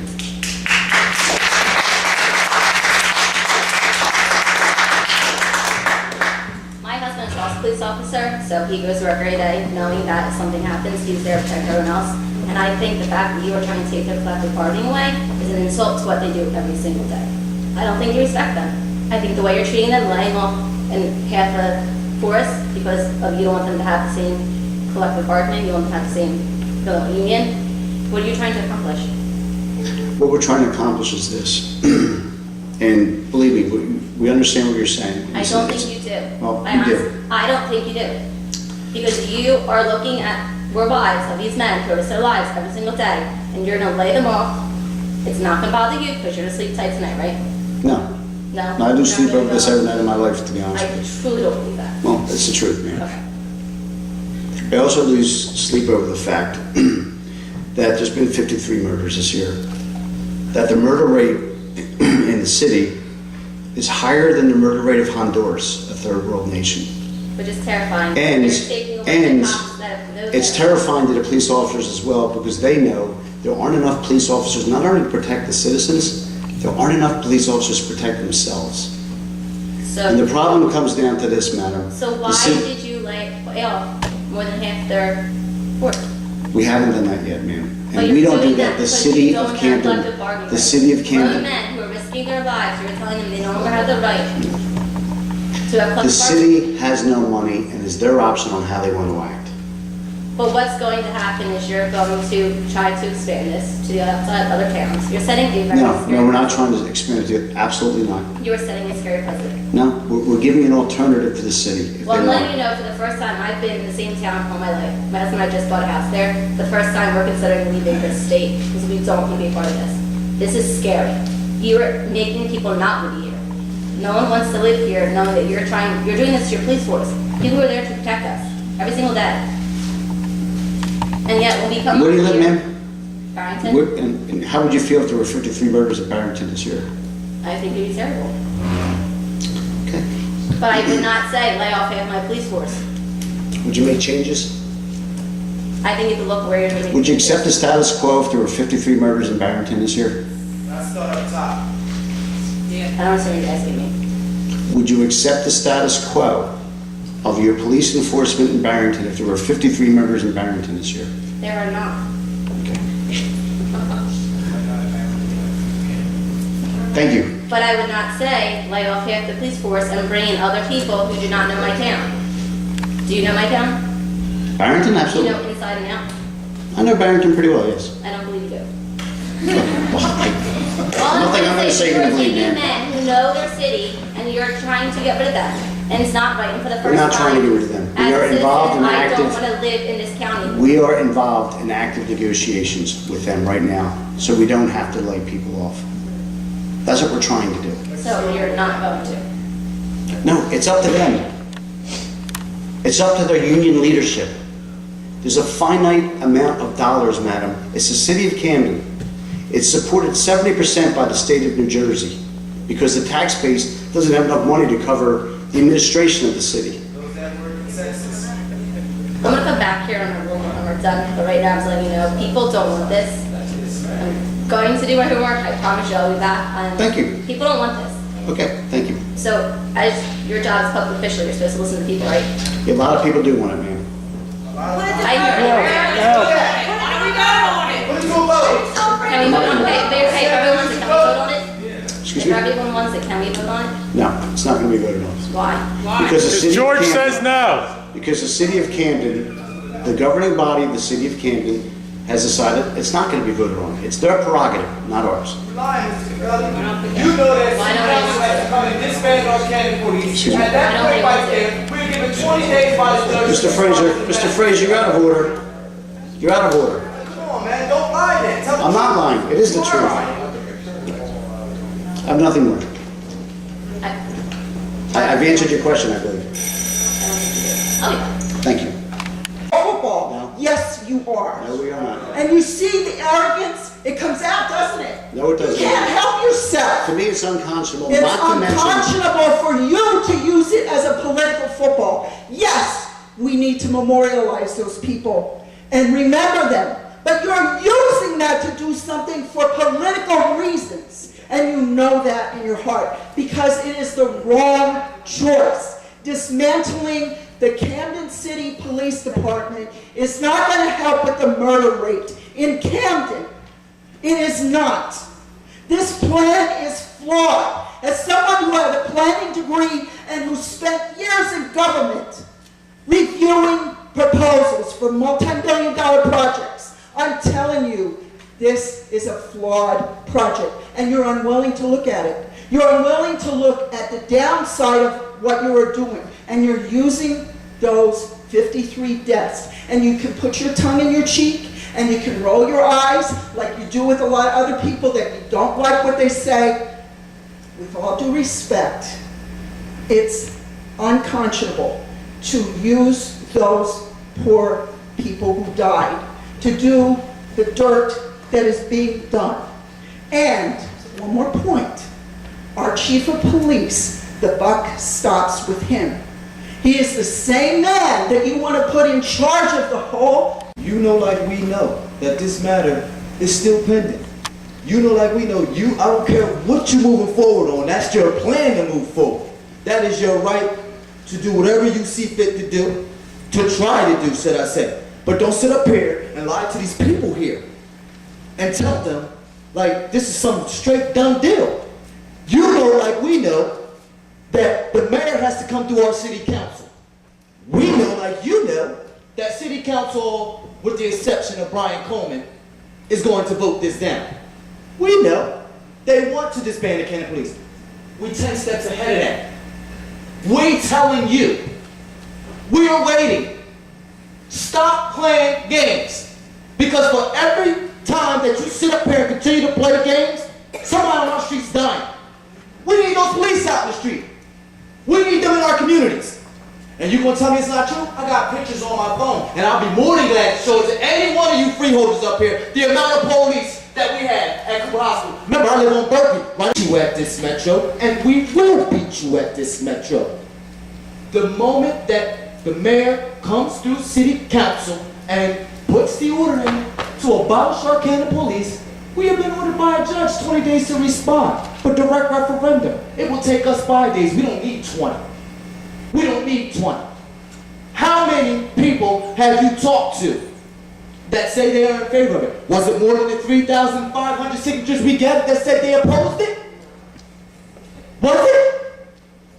You can't answer that because your numbers don't match ours and you don't know our people.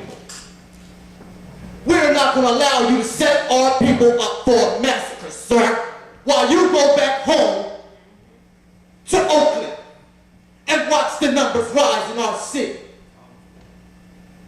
Don't sit here and insult our people. Do not sit here and tell them like this is some done deal or something like that. No, Camden said they won't be able to vote on it. You out of your damn mind. We're calling for a direct referendum. We ready to get the show on the road. It is you and the mayor, city council, that want to parade this around the streets, putting out these bogus-ass circulars to our community to make our residents think that this is a done deal, when you know damn well it's in court. We ain't coming up to this thing playing games, and we ain't lightening up on y'all, we tightening up on y'all. We beating y'all all across the board. So we want our first defeat. Give us our first defeat. Prove to us you're going to bring Metro here. I don't give a damn what you're talking about to these residents here. Prove to us that you're going to bring Metro to Camden. We waiting. Let's stop playing games and let's get down to business. Bring the city council. You ain't got to wait until December. Bring it now. Bring it now. Because we trained and ready to go. I told you that earlier. We're not playing with any of you freeholders up here. Any of you. I don't care who's up for election. I don't care who has the best interest in our city. The fact of the matter is you want to talk about public safety? You want to talk about we can't move no further until we deal with public safety? You ain't seen nothing yet, Mr. Capelli. You haven't seen nothing yet. You have not even seen the wrath of our people. Just because it may look like Camden ain't standing up, I bet you're seeing Camden residents of all color in there now, ain't you? See, it's one thing when it was just the Googles turning the fire up at Cooper Hospital. And they gonna go away, they gonna shut up, they gonna shut up. But when we reached out to the county residents, different picture now, ain't it, sir? Whole complete different picture it is. So I'm not gonna allow you to sit up here and do this to us. You know the facts. Share it with the public. Share it with the public. Let the public know where it stands at. We in court, aren't we? Are we not? Yes, sir. Okay then. Is this a done deal? By far? Nothing in life is a done deal. We know that's right. And you know we waiting. So let's get it on.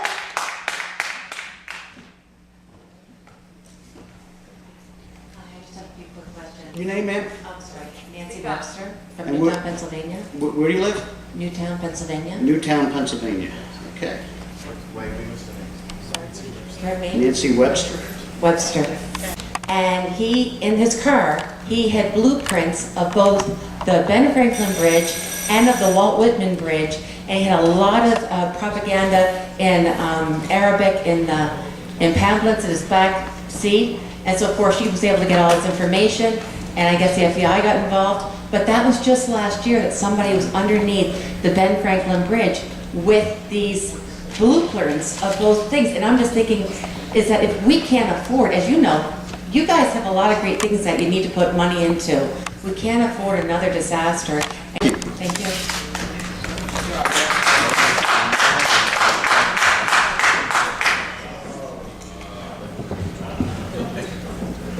John Schmidt, Gloucester City, New Jersey. Do you guys mind? Really, do you mind? Because all of you owe every single one in this room an apology. Freeholder Nash, to Freeholder Greco, to Solicitor Schweitzer, to Mr. McDonald. What was so important that you were sitting there while Nancy was speaking for, I don't know, maybe about 2 minutes, minute and a half, snickering and laughing, having a sidebar conversation, which probably was not related to anything she was talking about, was it? And you ripping a piece of paper in half, writing a note like a 5th grader, and passing it down the line. Are you reprimanding me? You work for me. You work for me. You work for me. You work for me. You work for me. You work for me. You work for all of us. Do you think that's appropriate? That's just disrespectful. If you don't like what people have to say, fine. But stop doing this. Okay. 1, 2. Stop doing this. Stop doing this. Sit and listen. That's your job. If you need a 5-minute recess to get up and use the bathroom, take it. But enough with the snickering and the side conversations. Listen to what's being said. But do you agree that you should listen whether you agree or not? Isn't that the job of the public official who's elected? Isn't that the point of an open meeting? So why were you passing a note?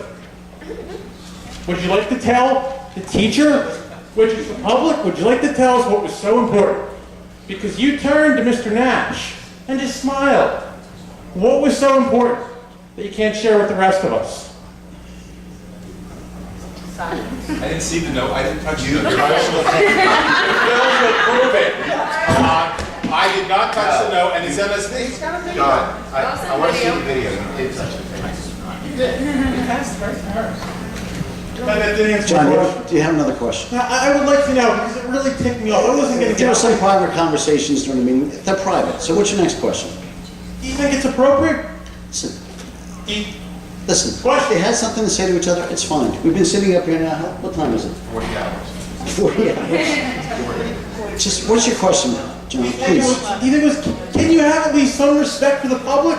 Like, I know you're going through with this metro plan. We're going to do what you want to do with this issue. But can you at least be half decent?